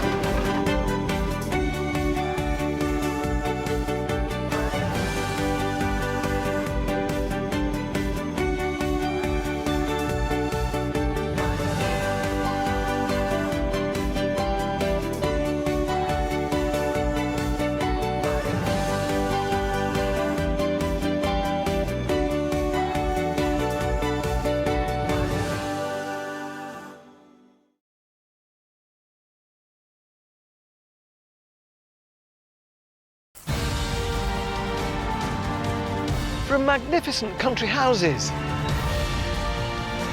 to monastic ruins. These are the landmarks and treasures that reveal our rich heritage and history. Oh, grand country estates to the factories at the heart of our Industrial Revolution. These are the buildings, landscapes and stories that uncover Britain's amazing past. It really is living, breathing, isn't it? From the wilds of Snowdonia to the dramatic Dorset coast, join me and a host of celebrities with a passion for the past as we explore the riches, treasures and secrets of one of our most loved institutions, the National Trust. From the prehistoric... I have never found anything like this. ...to the present day. Congratulations! The Trust has given us behind-the-scenes and below-stairs access... Are we going right to the ground? ...to some of its finest buildings and locations. There was gold under these hills. We'll meet the people keeping our historic traditions alive. Incredible! And the experts revealing the lives of those who shaped our past. Oh, look at that! It really is a treasure house. This is our heritage, our history. Welcome to the secrets of the National Trust.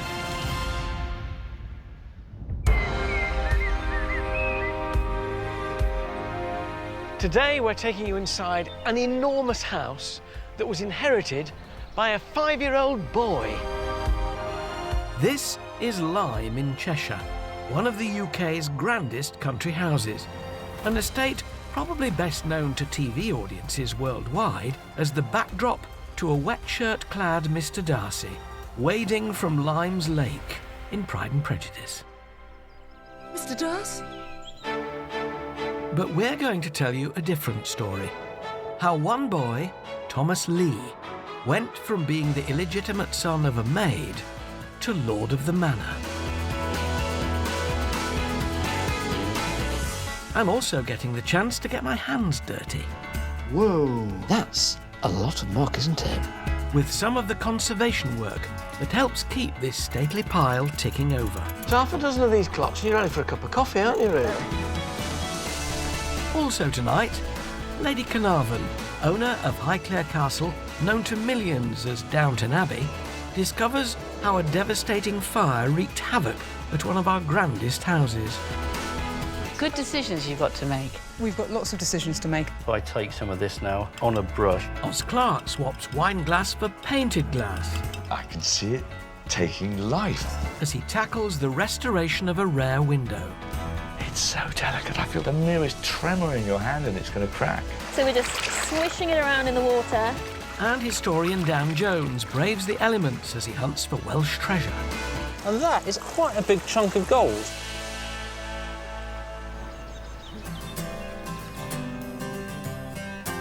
Lyme can trace its roots back to the Middle Ages, and over the years has been gradually developed into the imposing home we see today. And the grandeur of this house is thanks largely to one man, Thomas Lee, whose history was every bit as colourful as the house that he furnished. I'm finding out more about this remarkable man with Lyme's House and Collections Manager, Amy Carney. It really all began as a child. So that's him there? This is Thomas, yes, just before he turned 5. This may just be gossip, correct me if I'm wrong, but I hear that he was one of 7 illegitimate children. His father had 7 children by 7 different women, none of whom he was married to. True? That's very true. And 5 of them were born in the last year of his life. He was a busy boy. He was a very busy boy. At the age of 42, philandering Colonel Thomas Peter Lee suddenly realised there was no legitimate heir to Lyme. So he took his first child, John Glaive, who was born to a lowly maid, and rebaptised him Thomas Lee, creating an instant successor. Within a few years, the colonel died, and Thomas Jr. inherited Lyme. As well as being a womaniser, his father wasn't really interested in the estate, so the estate had been neglected for some time before Thomas came to be the owner, and he transformed it into what we see today. At 21, Thomas took full control of the estate, and the rejuvenation of Lyme began. Every room is just packed with treasures. So Thomas clearly did his bit well, didn't he, once he'd come of age? He did, yes. He came into a great fortune, which meant that he was able to commission an architect to make great changes to the house. But Thomas, of course, illegitimate, he wanted to show how long his family had been around for, so he maintained the house looking as old as he possibly could, which is why this room still has an Elizabethan feel to it. So it wasn't just sort of personal aggrandisement then. He saw this as a responsibility, a kind of stewardship. Definitely. Definitely responsible for future generations, but also so proud of what previous generations had done as well. So it was like that coming together, really.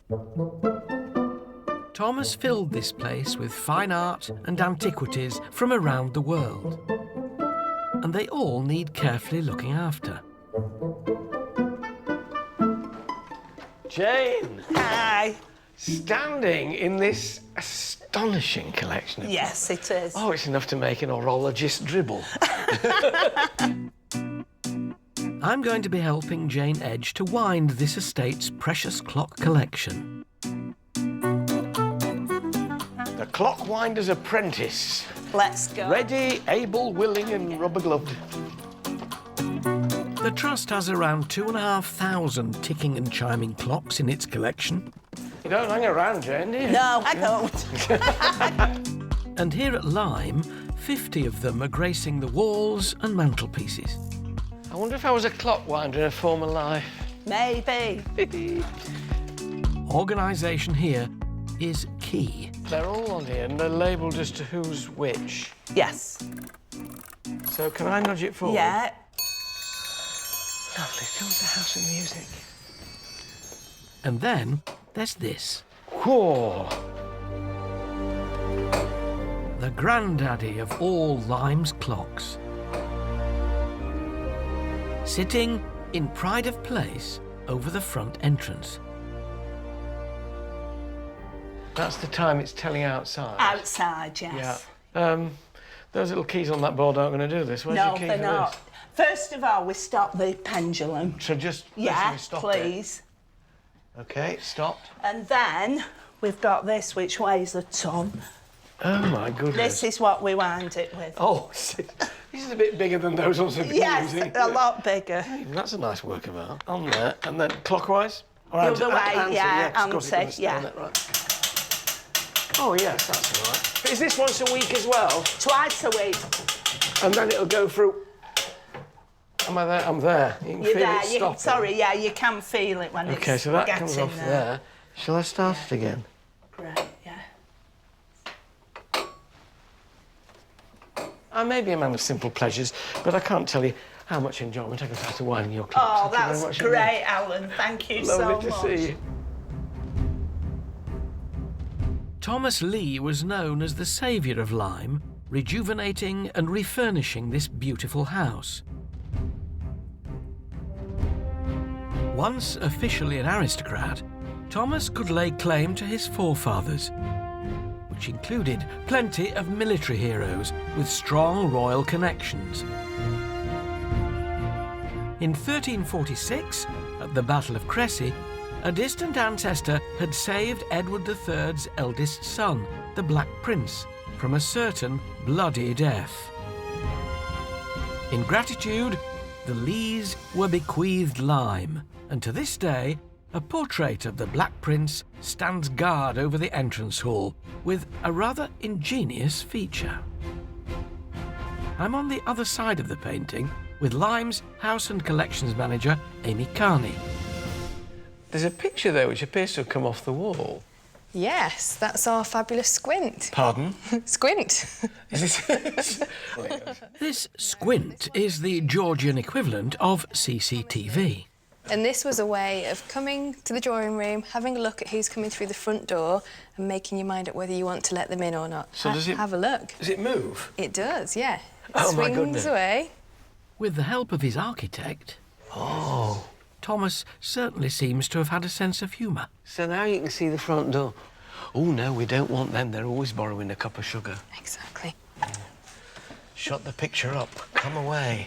Note to self. Must get one for home. Across the UK, our grandest houses are stocked with priceless historic artefacts. And there's one threat their owners fear more than anything else: fire. Lady Carnarvon, the current owner of Highclere Castle, made famous by the TV series Downton Abbey, has travelled to Guildford in Surrey to witness the result of every homeowner's nightmare. This is Clarendon House. It was built in the late 1720s. Along with its grand facade and capability brown parkland, it was the pinnacle of 18th century cutting-edge design. Fire has broken out in Surrey this evening, this time at Clarendon Park House. Huge plumes of smoke are engulfing the National Trust property. The inferno raged all night, with fire crews only finally extinguishing the flames in the early hours of the morning.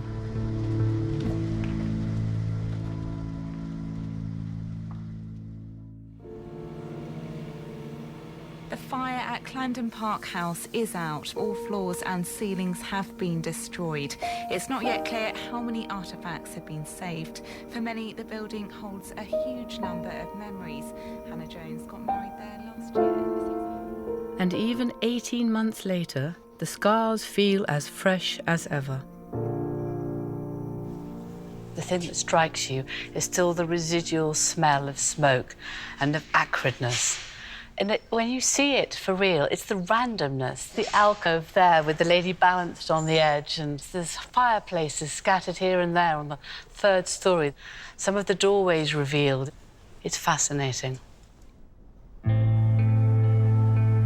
The flames showed no mercy. Millions of pounds worth of irreplaceable treasures went up in smoke. Onslow family portraits, 18th century furniture, and 17th century tapestries, to name just a few. At nearly all stately homes, there's a hit list of items to save first in the event of disaster. Curator Sophie Chesham, along with fire crews and volunteers, only had minutes to rescue some of this house's most precious contents. And we're meeting in what was the state bedroom. How much did you manage to rescue then on that day, Sophie? From this room, we did manage to take some things out. The state bed was just too big, unfortunately, just standing right here behind you. We did take out the hangings themselves from the bed. We also got out a pair of beautiful little mirrors, which were either side of the bed. So you were lucky. And in the rest of the house, were there a few other key things you did manage to rescue? There's an incredible painting of Speaker Arthur Onslow with Robert Walpole in the House of Commons. Oh, my goodness. Which is obviously so important to the history of this house. Completely and utterly. And some key paintings had to be cut out of their frames too. We're always prepared to do that at home. Well, it's something we practice, but In fact, I don't think we've ever had to do it in the National Trust before. It's the first time we've done it. Oh, really? The frames were so vast that we just couldn't have got them out. The brave efforts of the firefighters managed to save over 600 precious and irreplaceable pieces from the flames. The house itself was a burnt-out shell, but out of all this carnage, something quite unexpected was uncovered. So since the fire, we've discovered lots of things we didn't know about the building, like the arch up here, the niche, where there perhaps was sculpture planned for it. So now, what are you going to do? We've got lots of decisions to make, and some of them will be really difficult, where the fire's revealed something we didn't know about that particularly might be of higher significance than the area before. Yeah. And that's a good example of where the area was actually rather sort of, you know, kind of plain. If we've revealed something of greater significance, I think that's a good argument to really consider reinstating it. All this restoration doesn't come cheap. Years of careful and detailed work will cost tens of millions of pounds.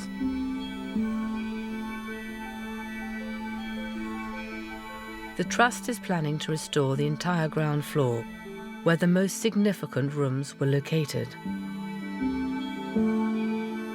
None of this work, though, is happening behind closed doors.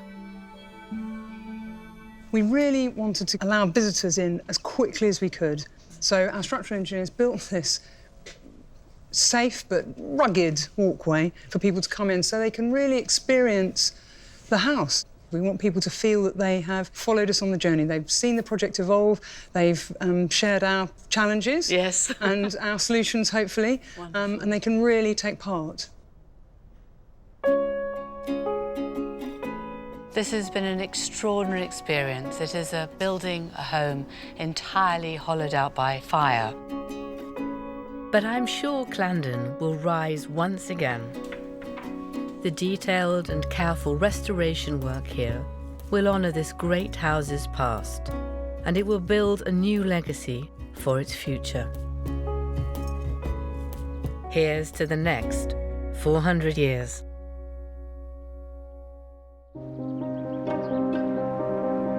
Like Clarendon, Lyme too is filled with irreplaceable artefacts. There's been an estate here for more than 5 centuries, and within it is one of the most precious items owned by the National Trust, a book that's even older than this house. See, this is my favourite room in any house, the library. Mine too. Bookman, yeah. I'm a lover of old books, so being here in the library with collections manager Amy Carney, meeting Lyme's most treasured family heirloom is a real thrill. And here, what's this?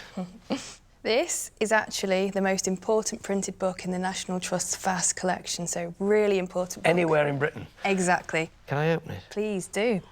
Heavens above. It's printed by William Caxton, the famous British printer. His initials are at the back. So this is his symbol? The WC for William Caxton. There we are. William Caxton was a true pioneer, responsible for bringing the first printing press to Britain. His books were immensely valuable, as this was cutting-edge technology in the 15th century. And wonderful contemporary writing on their handwriting. Yes, well, that's a clue to the family's religious beliefs. The 16th century saw the start of the English Reformation. Henry VIII broke away from Rome and made himself head of the church. Catholic prayer books like this one could be kept, but he had strict conditions. Any reference to the Pope must be crossed out. He didn't want people to be praying to the Pope. He was the head of the church now. So are they crossed out in here? They are crossed out. Very faintly, though. You can still see what's behind there. And Thomas Becket was a martyr, so his prayer had to be destroyed, which it was, but the family then transcribed it faithfully on the back page. So this is Thomas Becket's prayer written out in longhand? Exactly. Hugely valuable. Extraordinarily rare. Priceless, yeah. Incredibly rare. And this has been in the family all that time? We know it's been in the family since at least 1508, and we don't think it's a leap of faith to think it's been here since 1487. So it's older than this house, but we know it's been on the estate and part of the Lyme estate for that length of time. And these wonderful hand-coloured illustrations Just of wonderful. Christ on the cross and God on his throne, presumably. Yeah. You have no idea what a thrill this is. Thank you very much. Thank you.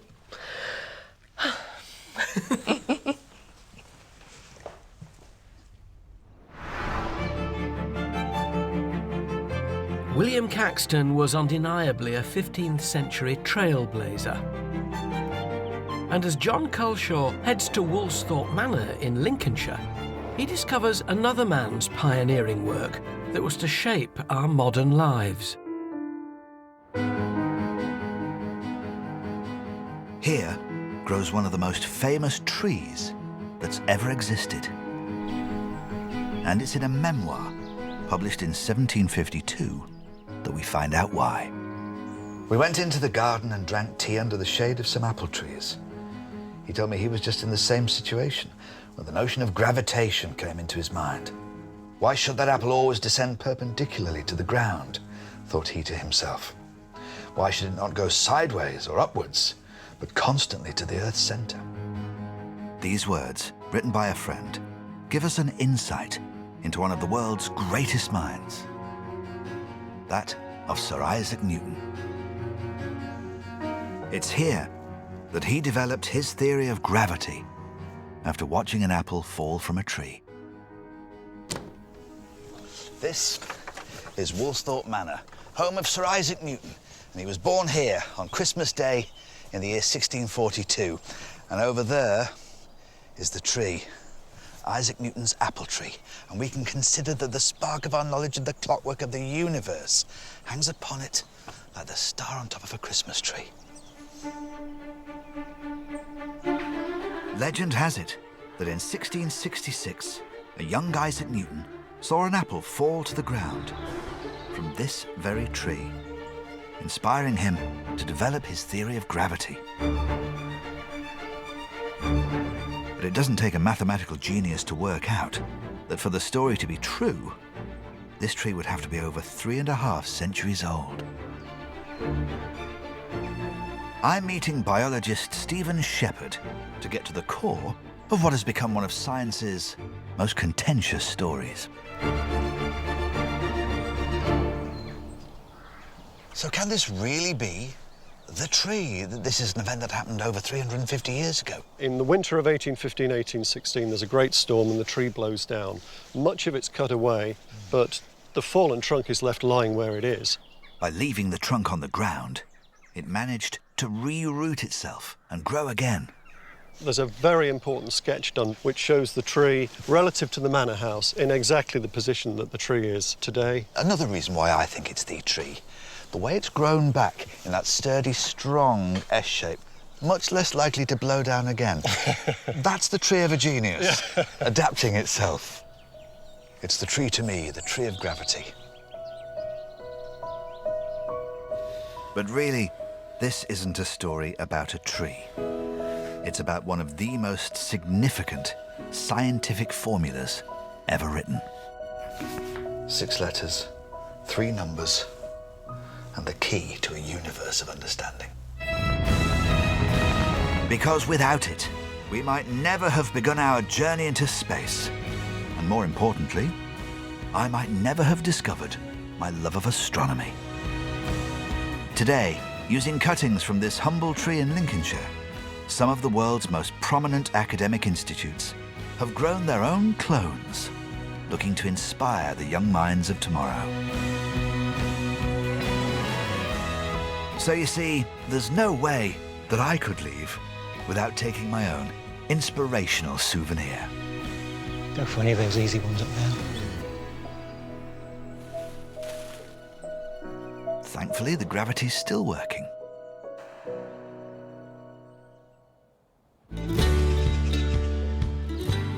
This is the glorious Lyme estate in Cheshire. Hanging pride of place in the entrance hall at Lyme is this rare tapestry. Made in Mortlake, London, it can trace its origins back to 1625. But years of grime are making this beautiful image difficult to see. Okay. So today, I'm helping Gemma Spark from the Trust's conservation team give this tapestry a deep clean.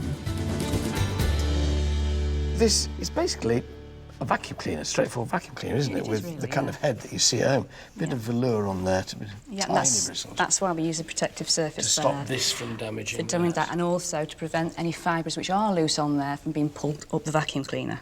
We'll place that muslin over the top of there, then. To check how much dirt's removed, a small piece of muslin is fitted to the hose. So that round there, you're going to hold it. It's really rather... Yeah, it is a bit rather awkward. nerve-wracking. No, it's not awkward, it's just fine. nerve-wracking. OK, here we go. That's perfect. Just straight down like that. Yeah. Just a nice gentle speed. It would cost a staggering £26,000 a square metre to recreate this intricate tapestry today. It's like a clinical operation, isn't it, really? I can see now why you use this gauze. So just the filth comes through, but the tapestry, if anything is a bit loose, stays behind that gauze, so it doesn't remove it. Right, that's the whole thing. So do we turn off now, then? Yep. Are you ready? Yep. Yes, look at that. Now then, when we... Whoa! Right. And that has all come off on that one pass. That's a lot of muck, isn't it? Yeah, it's certainly ready for its clean. How long will it take you to do it? It can take up to about 3 days, and that's what you can start to do now if you'd like to. Right. OK. Okay. I'll stick my end on again, then. 3 days, you reckon? Yep. I may be gone some time.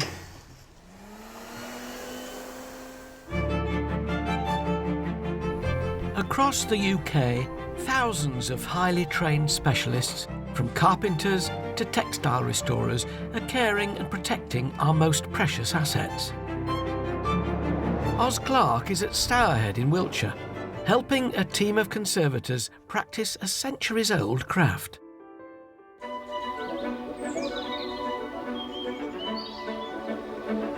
After the gardens at Stourhead were planted in the 18th century, they were described as a living work of art.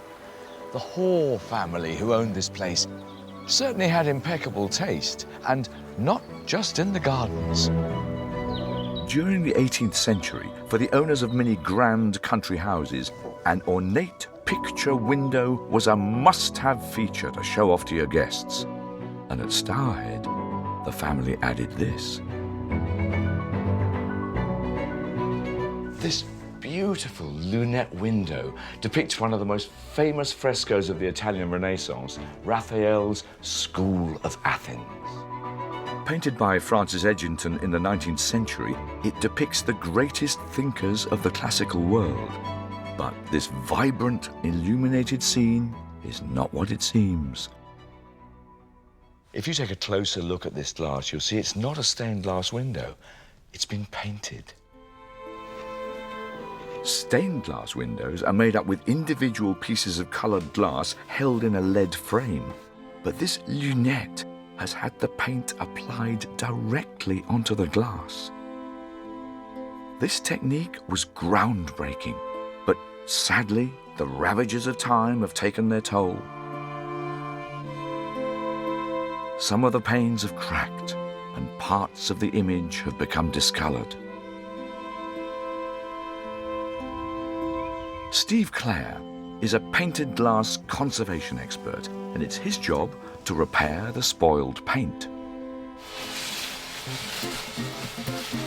You've got here typical glass paint. Back at Steve's workshop, the process of finding the perfect colour match begins.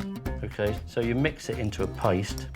Tell me what those two colourings were made up of. Well, it's just mixtures of different metallic oxides. You know, cobalt for blue and copper for different reds and iron for pinks. But there's a snag. No one knows the exact paint recipes Edgington used to create the myriad of colours in his masterpiece. So now we're going to mould this.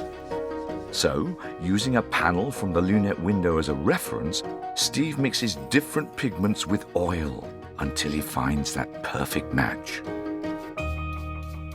See if I take some of this now on a brush and apply it onto the glass. Yeah. If you've got a different texture on the back.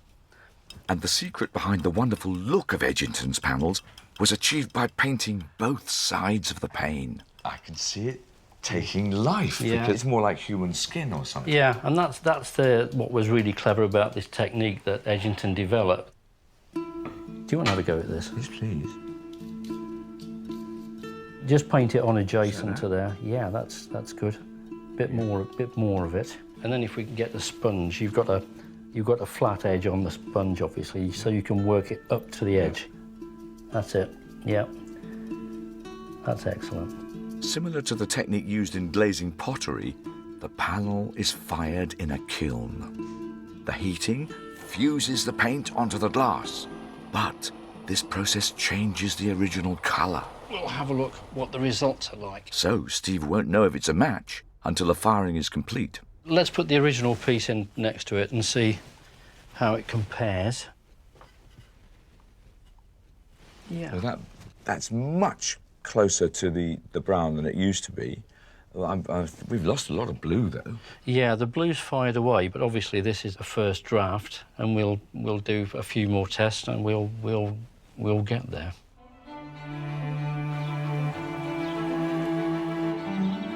Once the colours are right, the next challenge is fitting these delicate panels into the window at Starhead. Right. Can I feel Yeah, it? do you want to feel the weight of that, Oz? Yeah. Absolutely. It's nothing. No, nothing It's like to a it. feather. Yeah. And it's so thin. Right, it's only just over 1 millimetre thick. This will need the steadiest of hands. But how can I help? If I ease the top in there, if you make sure that bottom doesn't kick out, that would be great, yeah. It's so delicate. I feel the merest tremor in your hand and it's going to crack. Yeah. With the last pane eased into position, the restoration of this masterpiece is complete. After all that delicate work, it's amazing to see the glass looking so strong, so bold. And it's been there for over 200 years. And after the conservation work by Steve and his team, it'll be good for 200 more.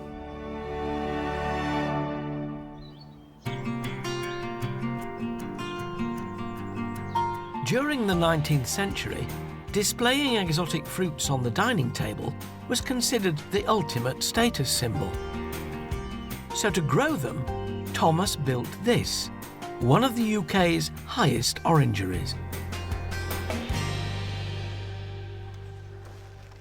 Oh, always nice to find a greenhouse. Alan, pleased to meet you. Welcome to But things didn't go quite to plan, as Lyme's head gardener Gary Rainford explains. It's quite breezy out there. This must be very exposed as a garden, isn't it? We're at 850 feet, second highest garden in the National Trust. So, yeah, it can be very, very breezy, very, very cold. It also must mean that the season is that much later here. It does. We tend to be about 3.5 weeks later than southern gardens.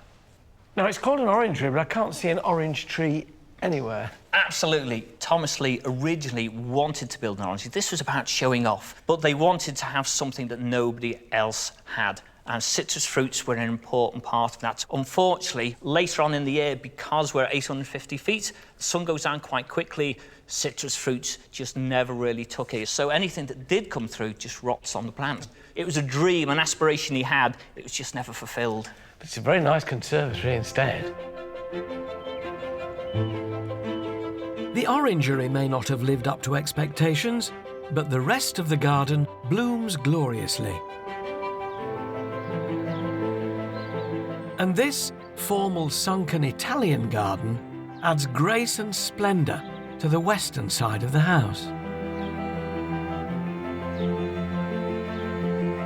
Lyme may consider its beautiful gardens a priceless compliment to the house, but there are other estates that have something even more valuable in their backyard. Historian Dan Jones is at the Dolai estate in South Wales, where it's gold rather than shrubs that can be unearthed.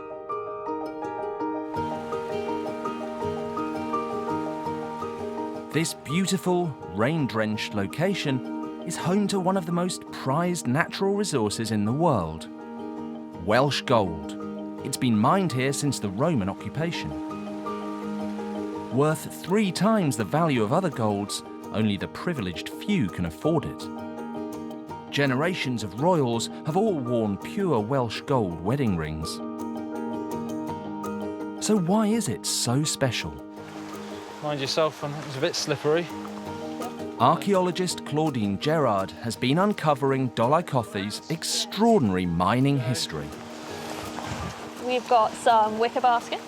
High tech. Oh, yeah, very high tech, and some of this wonderful sheep's fleece. And today we're going to try our luck with a bit of gold panning, Roman style.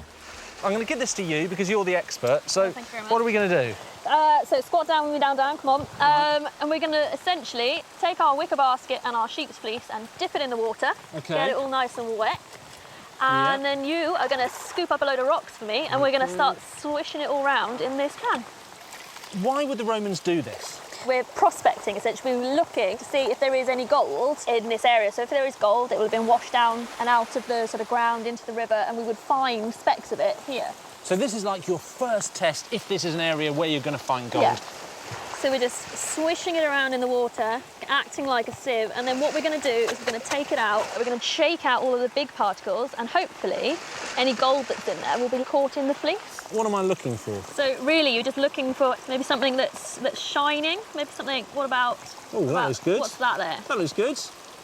And that is actually, you wash it out, quite a big chunk of gold. I think it's gold. Well, Dan, sadly, I don't think it is gold. I think that's fool's gold. And what does that make me? Fool's gold glistens like the real stuff, but is actually no more than a type of iron and is practically worthless. But it often forms in the same place as gold. So finding it here is a good sign. And so it could be that that would be an indication that this is the place to dig your mine to get the real stuff out of the ground. Yeah, absolutely. OK, so there's reason for hope. Yes, definitely. That's all I need. Thank you very much. Wow, I feel kind of lucky. With fool's gold in the area, the Romans went on the hunt for the genuine article. In 74 AD, they began digging this, the Dolaucothi mine. Hundreds of metres of tunnels cut back into the shale.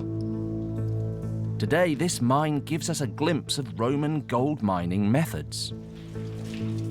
Emir Thomas has been researching the mines and is my guide as we head deep underground. The square cut tunnel we have here, very similar to what's seen elsewhere in the Roman Empire in Spain and Rome. So this shape tells us that we're in a Roman mine? Yeah, there's parallels here to other Roman workings. What techniques were the Romans using when they were here? The mine is clearly hand-driven because sometimes we can see pick markings. I can see some just here. These lines going straight across. So what were they using to make marks like this? They were using a Roman gad, a short pick end and a hammer end were used. The pick end was put into the rock like that, and somebody would come along with their gad and hit the other end with a hammer. So they were using picks to chisel out bits of the rock and presumably cart it away down these tunnels. Exactly. How were they getting it out of the tunnels? Well, that's the mystery, but there's lots of suggestions. Might have been using sleds, might have been pushing something across, but we've got no markings across the floor that suggest that something was dragged along. Finding gold here is not that easy. Millions of years ago, movement of the Earth's tectonic plates caused superheated water to rise from the deep. As it cooled, it crystallized to form quartz, and locked inside was this precious metal. And incredibly, the Romans knew it. So this is the stuff that they were looking for? Yeah, this is quartz. It's that white crystallized mineral there. The gold is inside the quartz. So first you have to get the quartz out and then you retrieve the gold? Very small pieces inside. It's literally gold dust. So, as you said, we need to remove it, crush it, and find the gold inside. It's incredibly labour-intensive. As we move deeper into the mine, it opens out into a huge chasm. How much gold do you think they would have taken out of a room like this? There's no way of telling for sure. There's no documented evidence, unfortunately. Dolly was mined on and off for more than 2,000 years. Its glory days were in the last half of the 19th century, when it was part of the Welsh gold rush. But by the outbreak of the Second World War, it had become unprofitable to mine here, and the tunnels finally fell silent. The Trust took over the mines in 1941. Visiting Dolly Mine, it's clear why the Trust wants to protect it. It holds a wealth of fascinating questions, and the longer it's preserved, the better chance we have of finding the answers.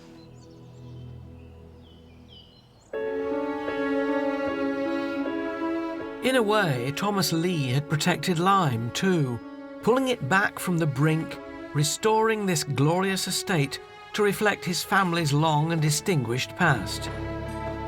He died in 1857, and Lyme remained in the Lee family for the next 89 years.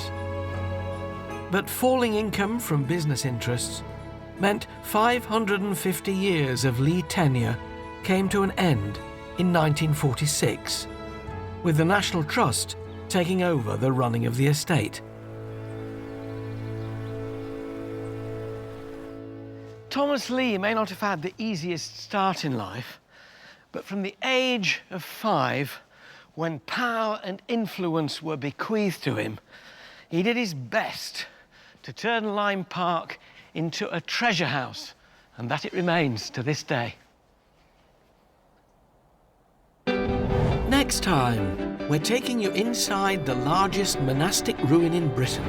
It's atmospheric now, but then it must have been powerful. The magnificent Fountains Abbey, to reveal its hidden secrets. This whole area is a graveyard. Annika Rice feels the full force of traditional spade making. Amazing! And Miriam O'Reilly meets one of the rarest animals in Europe. Good night.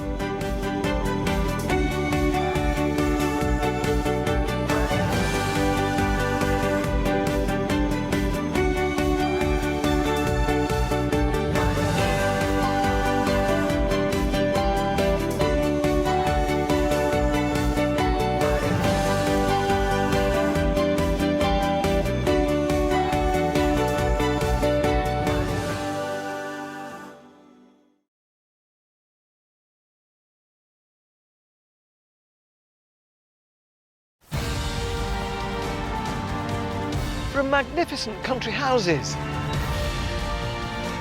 to monastic ruins.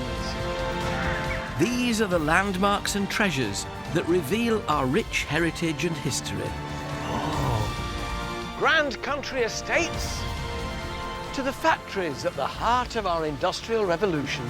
These are the buildings, landscapes and stories that uncover Britain's amazing past. It really is living, breathing, isn't it? From the wilds of Snowdonia to the dramatic Dorset coast, join me and a host of celebrities with a passion for the past as we explore the riches, treasures and secrets of one of our most loved institutions, the National Trust. From the prehistoric... I have never found anything like this. ...to the present day. Congratulations. The Trust has given us behind-the-scenes and below-stairs access... Are we going right to the ground?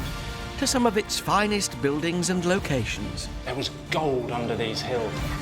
We'll meet the people keeping our historic traditions alive. Incredible! And the experts revealing the lives of those who shaped our past. Oh, look at that. It really is a treasure house. This is our heritage, our history. Welcome to the secrets of the National Trust. Today we're taking you inside the largest monastic ruin in Britain. This heart-stopping place is Fountains Abbey in North Yorkshire, known as the Wonder of the North. We'll uncover how ancient religious buildings like this shaped Britain and transformed our landscape. with revelations about the unsavoury ancient rituals of the monks who lived here.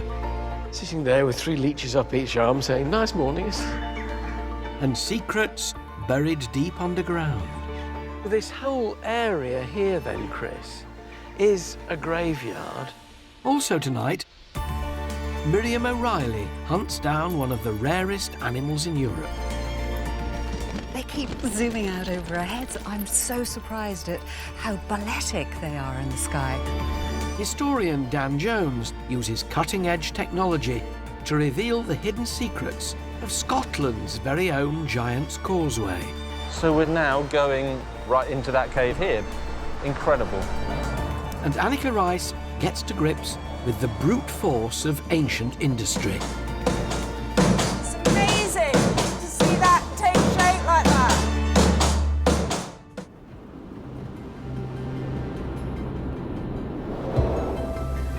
Almost 900 years ago, 13 monks came to this rolling landscape of North Yorkshire to start their own monastery. They came in search of the simpler life. What they created was far from simple. For more than 4 centuries, Fountains Abbey was one of the largest, richest, and most powerful monasteries in the land. In medieval Britain, religion was at the heart of society. Monasteries dominated the landscape. They were beacons of authority, of wealth, and worship.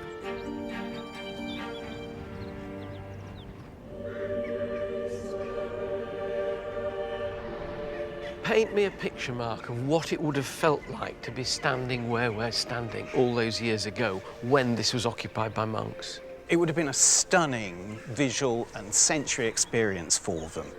Mark Newman has been the National Trust's archaeologist at Fountains Abbey for nearly 30 years. For him, the place is as alive as ever.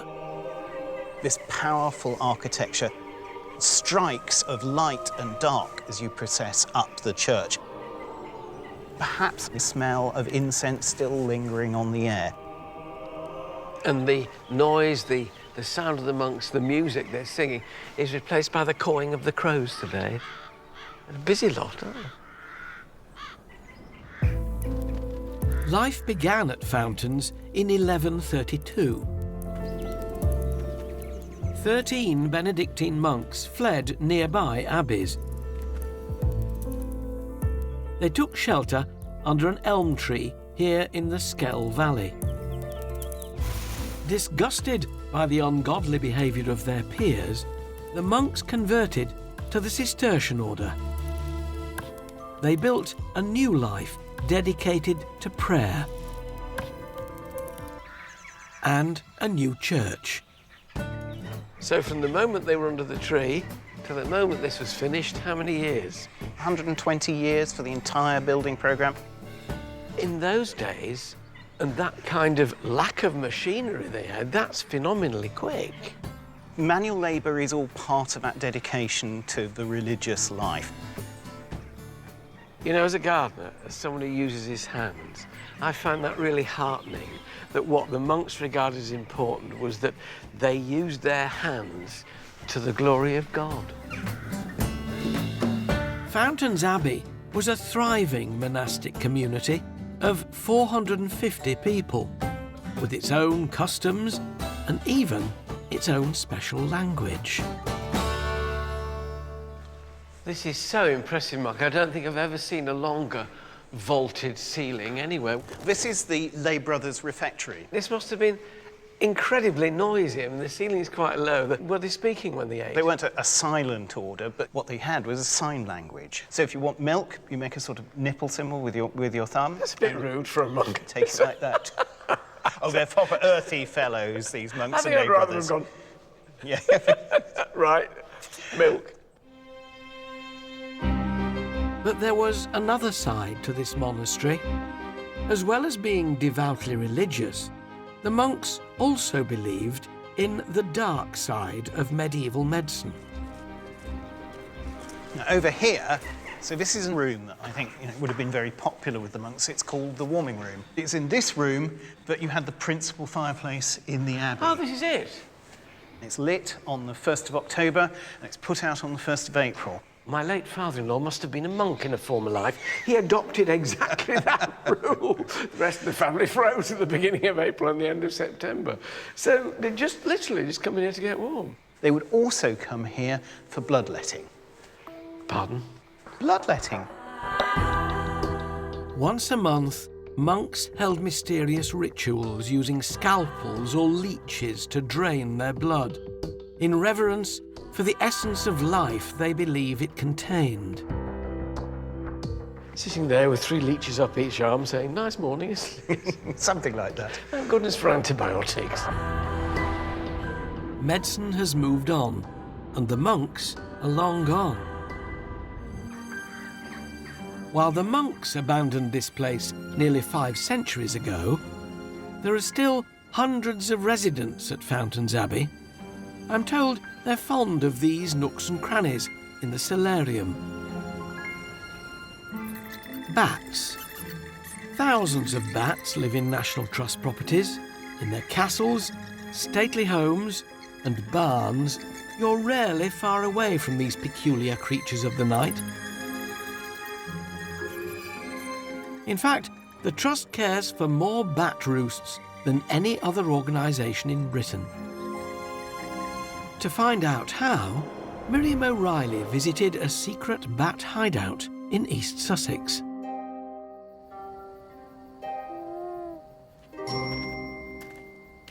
I'm in the South Downs. It's the dead of night. I'm on my way to see creatures which fascinate me, but they also give me the creeps. This National Trust woodland is a haven for bats. In fact, there are so many protected species here that the exact location is a secret. It's a pretty dense wood, isn't it? What is this? So this is a hop trap. Bat ecologist Daniel Whitby uses the harp trap to monitor the health of the local bat population on behalf of the Trust. This is what we use to catch the bats. And so it's a nice, safe, humane trap. These are fishing lines, so they're quite stretchy, so it doesn't hurt them at all. And what happens, the bat flies along, hits the strings, and it makes their wings close, they just fall down, slide down the strings, and they slide down this plastic into this cloth bag, and then they just crawl up, and they just happily sit roosting there until we come along and take them out. In Britain, bats and their habitats are strictly protected.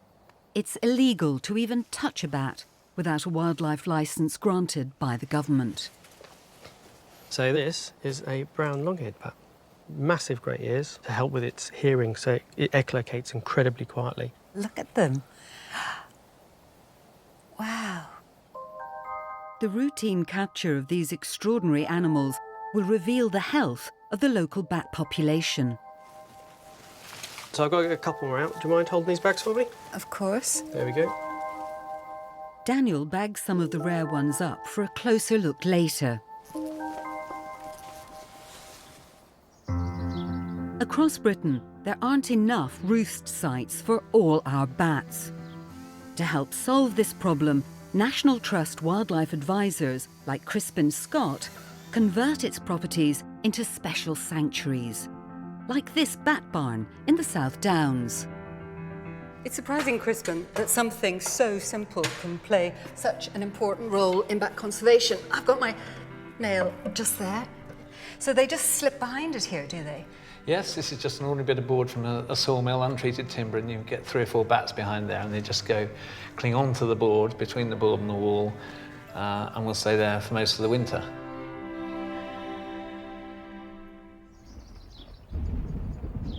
The National Trust also use some of their privately rented properties as bat refuges. It's just before dusk. Are we expecting to see some bats coming out of the farmhouse tonight? We're expecting to see them emerge around dusk. You never quite know with the bats, they never seem to read rule books, but they should be out any minute now, really.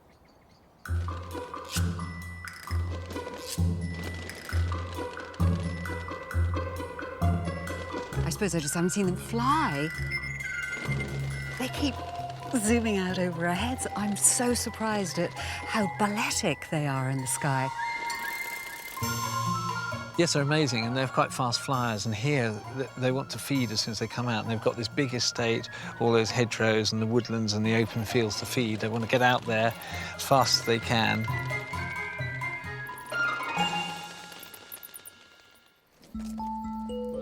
Late at night, I've returned to the secret bat hideout to see what Daniel has caught. He can trap up to 400 bats on a single night. I can't wait to see what we've got. What's in there?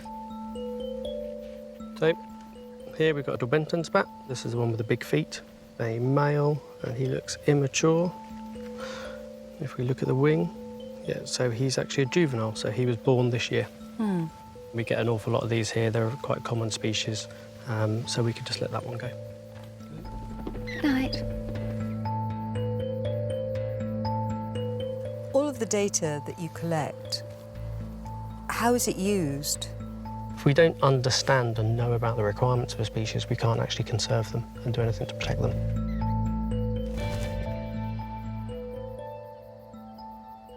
And the last one? The last one. Tonight, we're incredibly lucky. Daniel has caught one of the rarest bats in Britain. So this is a Beckstein's, and it's an Annex II species, so it's actually not just one of the rare bats in the UK, it's actually one of the rarest mammals in the whole of Europe. My goodness. So woodland bat specialises in oak woodland. It's got quite big, broad wings. Because this Beckstein's bat is so rare, it needs a bit of jewellery. What we're going to do now, we've taken all the measurements we need from it, and we're going to put a ring on so we can identify it if we catch it, or if any other bat worker anywhere in the country catches it. Right, so we'll just check the ring's all right, and then we can let this individual go. And that ring won't inhibit its flight or anything? No, so it's nice and loose, the ring slides up and down, it doesn't get stuck on the wrist, and the finger can't get stuck in it, so that's all fine. So it's time to let him go? We can let him go. You ready? It's been a privilege spending a night with bats. I have to admit, they're not as scary as I thought. Flying off into the night, as bats do.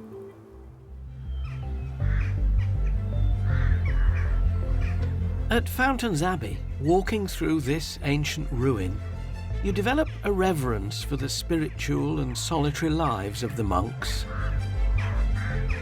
But outside, it was a bustling hive of activity. There was a working bakehouse, a brew house, a wool house, even a watermill. Fountains Abbey was effectively a self-sufficient factory town. Driving Britain towards the Industrial Revolution, monks were the great innovators of the medieval age. Michael, hello. You all right, Alan? It's a handsome building, isn't it? It's a cracker, isn't it? Michael Ridsdale is the man in charge of the landscapes on the estate. It's really sort of sturdy. It's almost like the nave of a church in a way. Yeah, and it was built like that as well. Built to last. Yeah. 900 years in full use. So tell us about what it would have done in those early days. Well, the settlement here at Fountains was growing. They needed to grow corn in the fields, bring it back to the mill, and their staple diet was beer, because they couldn't drink the water, of course, and they needed wheat for bread.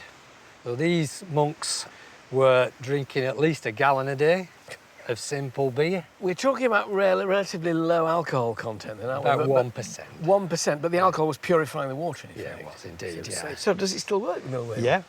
Can we have a go? Yeah. So what do you have to do? Right, flick the main switch at the top, pull the lever over, Alan, yeah. And then turn her anti-clockwise and she'll raise the gate. All right. It's quite... I thought it was going to be fairly easy. That's it. Pardon my bottom. Don't forget, this place was like a factory. Yeah. There'll be dozens working the mill, controlling the weir. Keep talking, Michael. Yeah, absolutely. It's quiet. Put your back into it, lad. That's a Lancastrian telling the Yorkshire lad what to do. Yeah, but you see, there's a reason why I'm finding it a bit harder. I haven't had the 8 pints. How far does this have to come up? Flicker across. There you go. There you go. Is it up now? Yes. Thank heavens for that. Clearly, monks were much more skilled with water-driven machinery. Whoa! There's nothing more exhilarating than seeing the power of nature harnessed like this, is there? Absolutely. This is actually at the heart of the manufacturing industry, if we can call it industry, as far back as the 12th century, of the entire abbey. This is the beating heart of the Cistercian monasteries, This is where all the food was ground, and this is where all the barley came from, and this is where they got the drink, and where they got their bread. This sustained the settlement. So without this, they would have starved to death? Absolutely. As monasteries powered Britain towards industrialisation, the workforce needed tools. Annika Rice visits another historic watermill in County Antrim to make a tool that's close to my heart. In medieval Britain, spades were made by blacksmiths, but during the Industrial Revolution, the mass production of spades was made possible by harnessing the power of water. Today, that tradition is carried on by a handful of men. One of them is Colin Dawson. At Paterson Spade Mill, the raw power of the river is revealed in the machines it drives. None more impressive than the beating heart of the spade-making process, the mighty tilt hammer. Well, you might think making a spade is actually quite straightforward, but I'm about to find out why it was once considered to be one of our most skilled jobs. Colin, I'm embarrassed to say I've never much thought about a spade before now, and it turns out it's a major part of Ireland's industrial heritage. Everybody needed a spade because there was no diggers or JCBs. A digger was a man with a spade. By the mid-19th century, there were 171 different types of spade made in Ireland, every one for a specific task. Some of them defy description. What about this one? It's got a funny bit off the end. Irish spades were mostly made with a footplate on the left. And when the English and Scotchmen came to Ireland, they said the Irish were left-footers or dug with the wrong foot.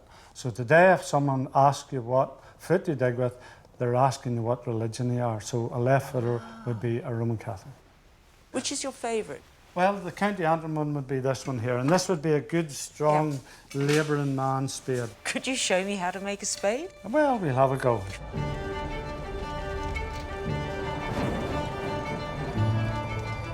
Every spade made at the mill starts life just like this. A block of steel in a fiery furnace. So that's the socket. Yeah. That's where the shaft goes into. Then the block of steel is hammered until the shape begins to form. So squeeze it nice and tight. Got it. It's amazing to see that just starting to take shape like that. I love it.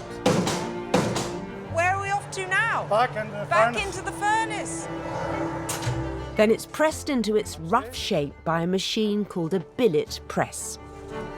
So that is called the lift. Yeah. And that is called the dish. Pushes up and down. Traditionally, spade making was a secretive craft. And then lift it out a wee bit, let the steam come off it. Desperate not to lose their jobs, spade makers rarely revealed the tricks of their trade. The skills were passed from father to son and craftsman to apprentice. Woo! And there we have it. Beautifully done, if I might say, Yes. Colin. Okay, got it. Yes! Thank you so much, Colin. Pleasure. That really was a privilege to have Well, it's my watched you do pleasure. that, and I'm so touched. My pleasure. I think someone called Alan's going to want that. Fountains Abbey was also a hotbed of industry. As well as harnessing water power, the monks built a wool empire that stretched from coast to coast across northern Britain. Walking through this mysterious ruin, archaeologist Mark Newman is revealing the lives of the ancient monks who made their home here. And beneath the abbey's manicured lawns are some surprising secrets. Archaeologist Dr. Chris Gaffney is from the University of Bradford.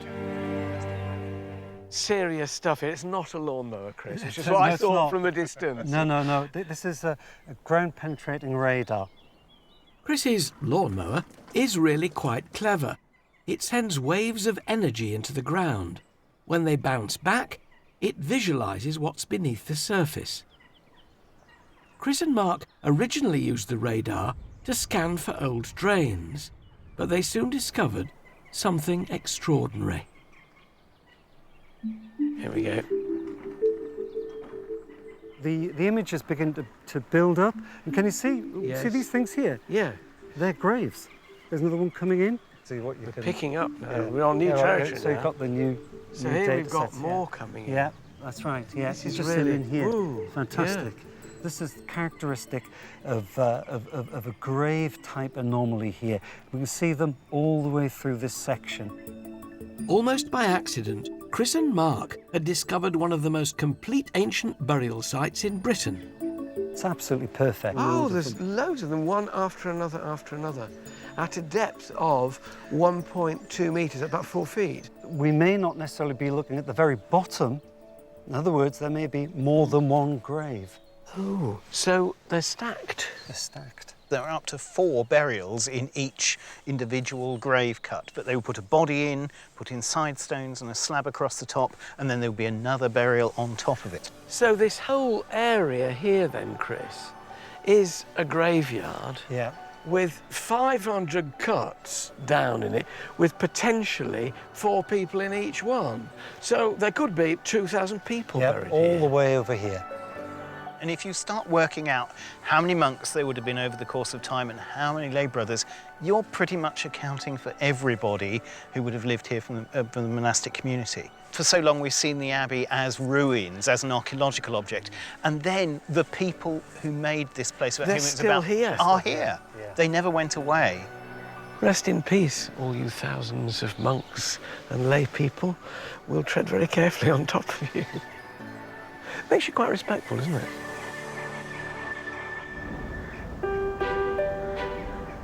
There were hundreds of abbeys and monasteries across the UK. So what can happen when the monks decide to move on? To find out, Annika Rice has made her way to Mottisfont Abbey in Hampshire.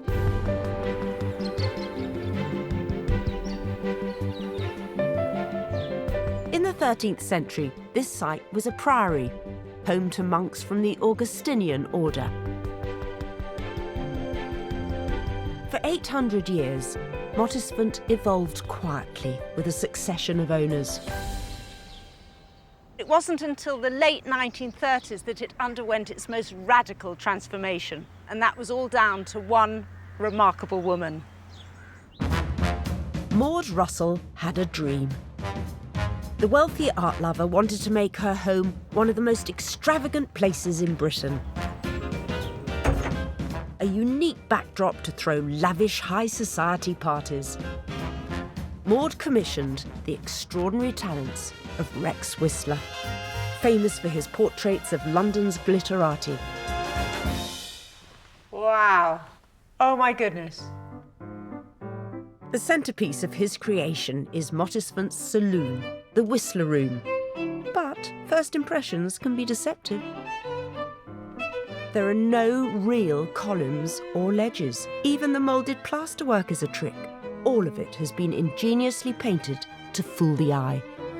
It is extraordinary, because if you look there at the columns and ledges, when you walk round, they just disappear in a sort of Rex Whistler moment of genius. Here to tell me about it is one of Maud's lifelong friends, historian and travel writer John Julius Norwich. This is extraordinary. Isn't it wonderful? Oh I think it's one of the loveliest rooms in England. Even the swags. Look Yes, at them. you see. It's outrageous. I know. Nothing's real.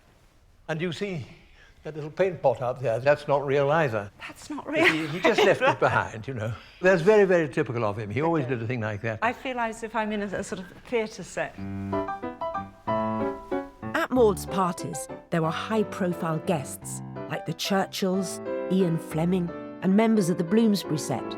She did make the most pulverizingly strong dry martinis, whiskey sours, old fashions. She was a tremendous bartender.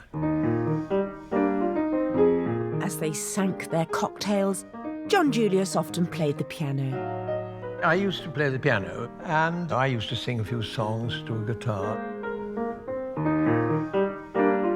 The parties continued at Mottisfont for many decades, and it doesn't take much to imagine the Whistler Room filled with music and famous faces.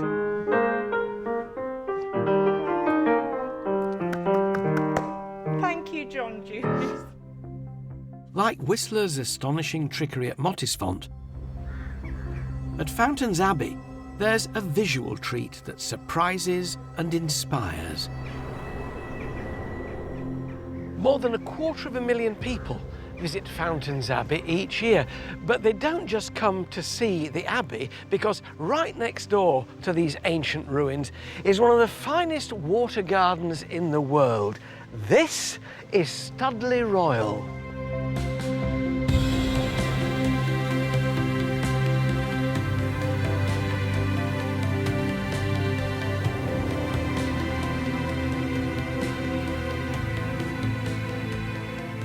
Wow, now that is a view. That is a spectacle.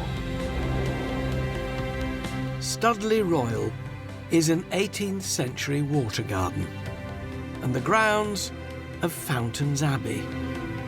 They stretch out over 800 magnificent acres. Great canal going down the middle. A huge moon pond in the centre. A lovely temple just nestling in the trees there. And then a tower up there, the Octagon Tower.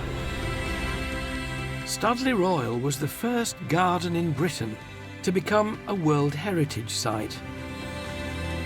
Everywhere you look, it's like an amphitheatre, isn't it? Just cradling this amazing canal of water. Where else in England will you see something like that? Nowhere. Absolutely. Beautiful.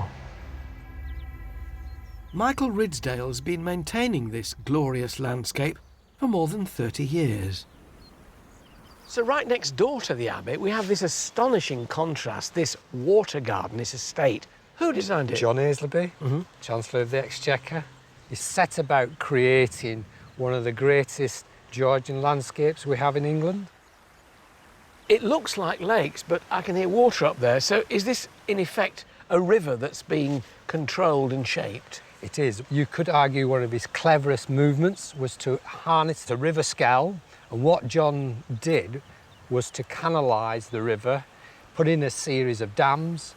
So you got movement and you got stillness. You got white water and black water. And this enormous moon in the middle with two crescent moons either side of it, which seen from the air is the most sensational bit of geometry, isn't it? And they're also giant mirrors.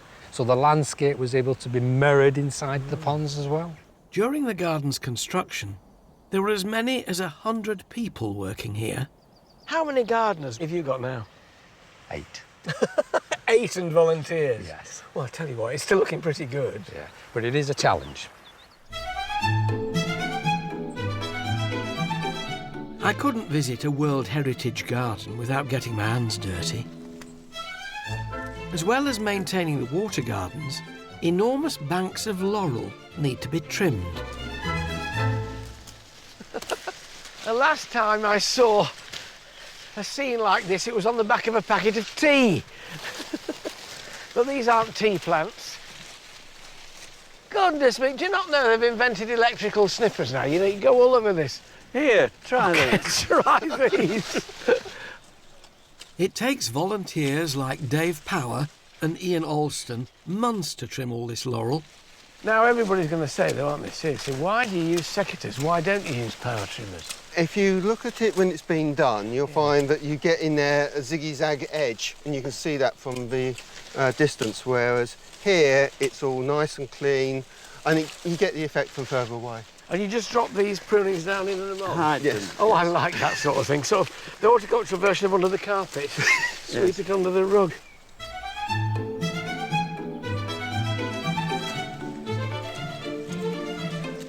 I really enjoyed myself, but I can't deprive you of the enjoyment for much longer. Thank you, Ian. Thank you. Bye. Thanks, bye. I'm going down now for a cup of tea as opposed to this tea plantation. Good old laurel. Reflects the light beautifully. Just blooming hard to get through. Watch your step. Just watch your step. Oh, chaps. Yeah? You missed it. Oh, drat. Oh! Hey!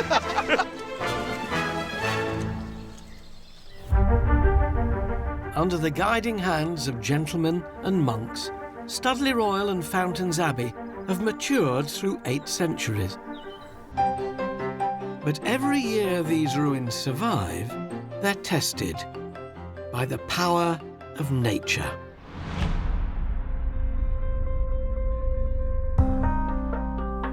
You won't believe how quickly this garden can flood. Within the matter of 3 hours, it would have rained up in the catchment, and the whole of what you're seeing in front of you will be under 2 metres of water. From where it is now? We're at the mercy of the river. Is that kind of a scary moment? Yeah, I mean, there's no control. It's a deluge. You can imagine what the aftermath is like? I can. Filthy.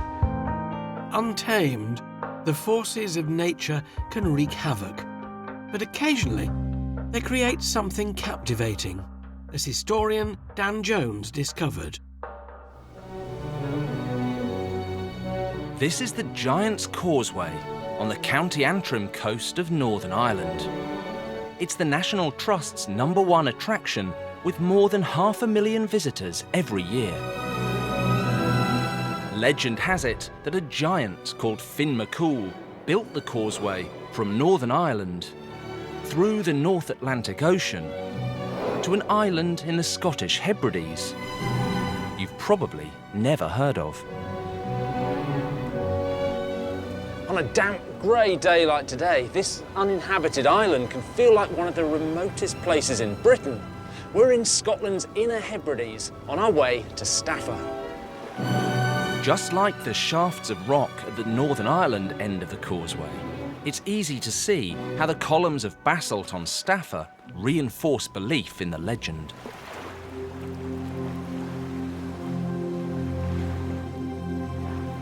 Geologists think the causeway was created not by giants, but by ancient volcanic activity. After eruptions on the Antrim Plateau about 60 million years ago, molten basalt lava hit the seabed and quickly cooled, forming these vast columns, just like the ones in Northern Ireland.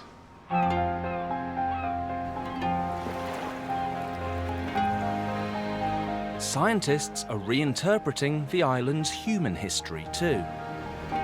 Dr. Daniel Rhodes, a National Trust for Scotland archaeologist, is leading a groundbreaking project to discover the island's early inhabitants for the very first time.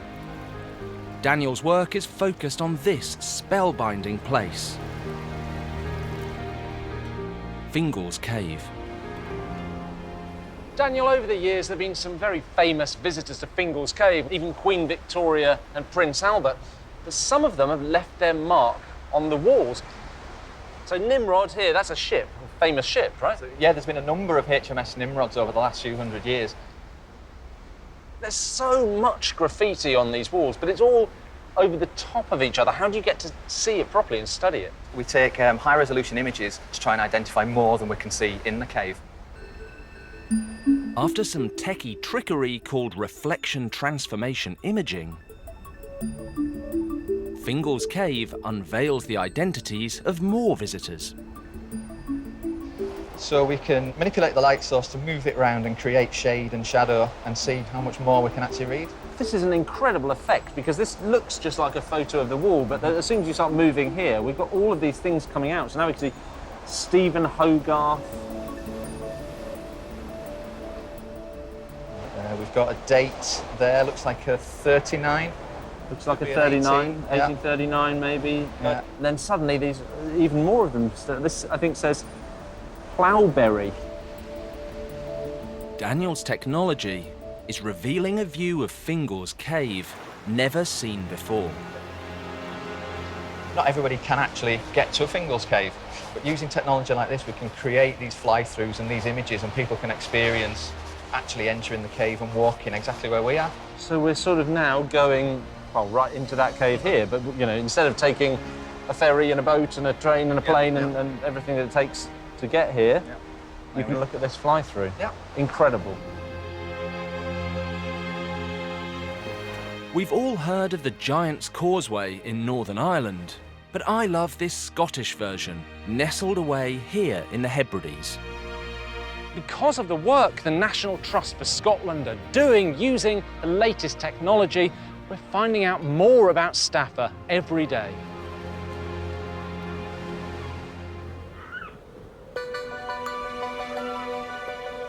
It's rare for somewhere to capture your imagination as much as Fountains Abbey. Walking through nearly 9 centuries of history, I developed a real empathy for the monks that called this breathtaking place home, how they lived and how they died. This glorious building is their legacy, an enduring testament to the power and influence of religion in the medieval world.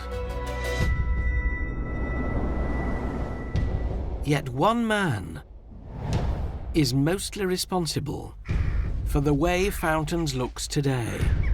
Not a monk, a king. Henry VIII, the architect of the downfall of this Gothic icon. So for 400 years, this is a prayerful community. Then along comes Henry VIII. He's not allowed a divorce by Rome, so he says, right, Catholicism's out. I'm having your money, I'm having your buildings, you can push off, monks. The deal is, as with all other monasteries, it has to be rendered unfit for future religious use. In the 1530s, Henry VIII wanted to crush the domination of the Catholic Church. He dissolved monasteries across the country. Fountains was far too grand and far too rich to escape his wrecking ball. So what happened physically? There are gangs of workmen stripping the materials out of here. Roof off. Roof off, huge timbers that can be very carefully dismantled and taken down and sold and used in other places. Certainly the lead sheets covering the outside, very easy. They've used a claw hammer to rip them off, melt them down into ingots, stick them on a cart down to York. The windows taken out of their openings, the glass can be reused, but so again can the lead strips that held it together.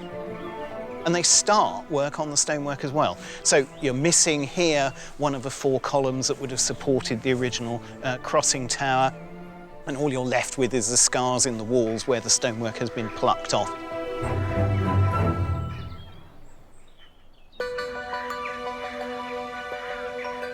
From being somewhere the monks revered and beautified, Henry VIII's destruction created another kind of stark beauty. Now, you look around and think there's still a lot of dignity about this place and a lot of wonder. It may just be a shadow of its former self, but somehow the skeleton of Fountains Abbey that's left behind is every bit as awe-inspiring as that was built over 800 years ago.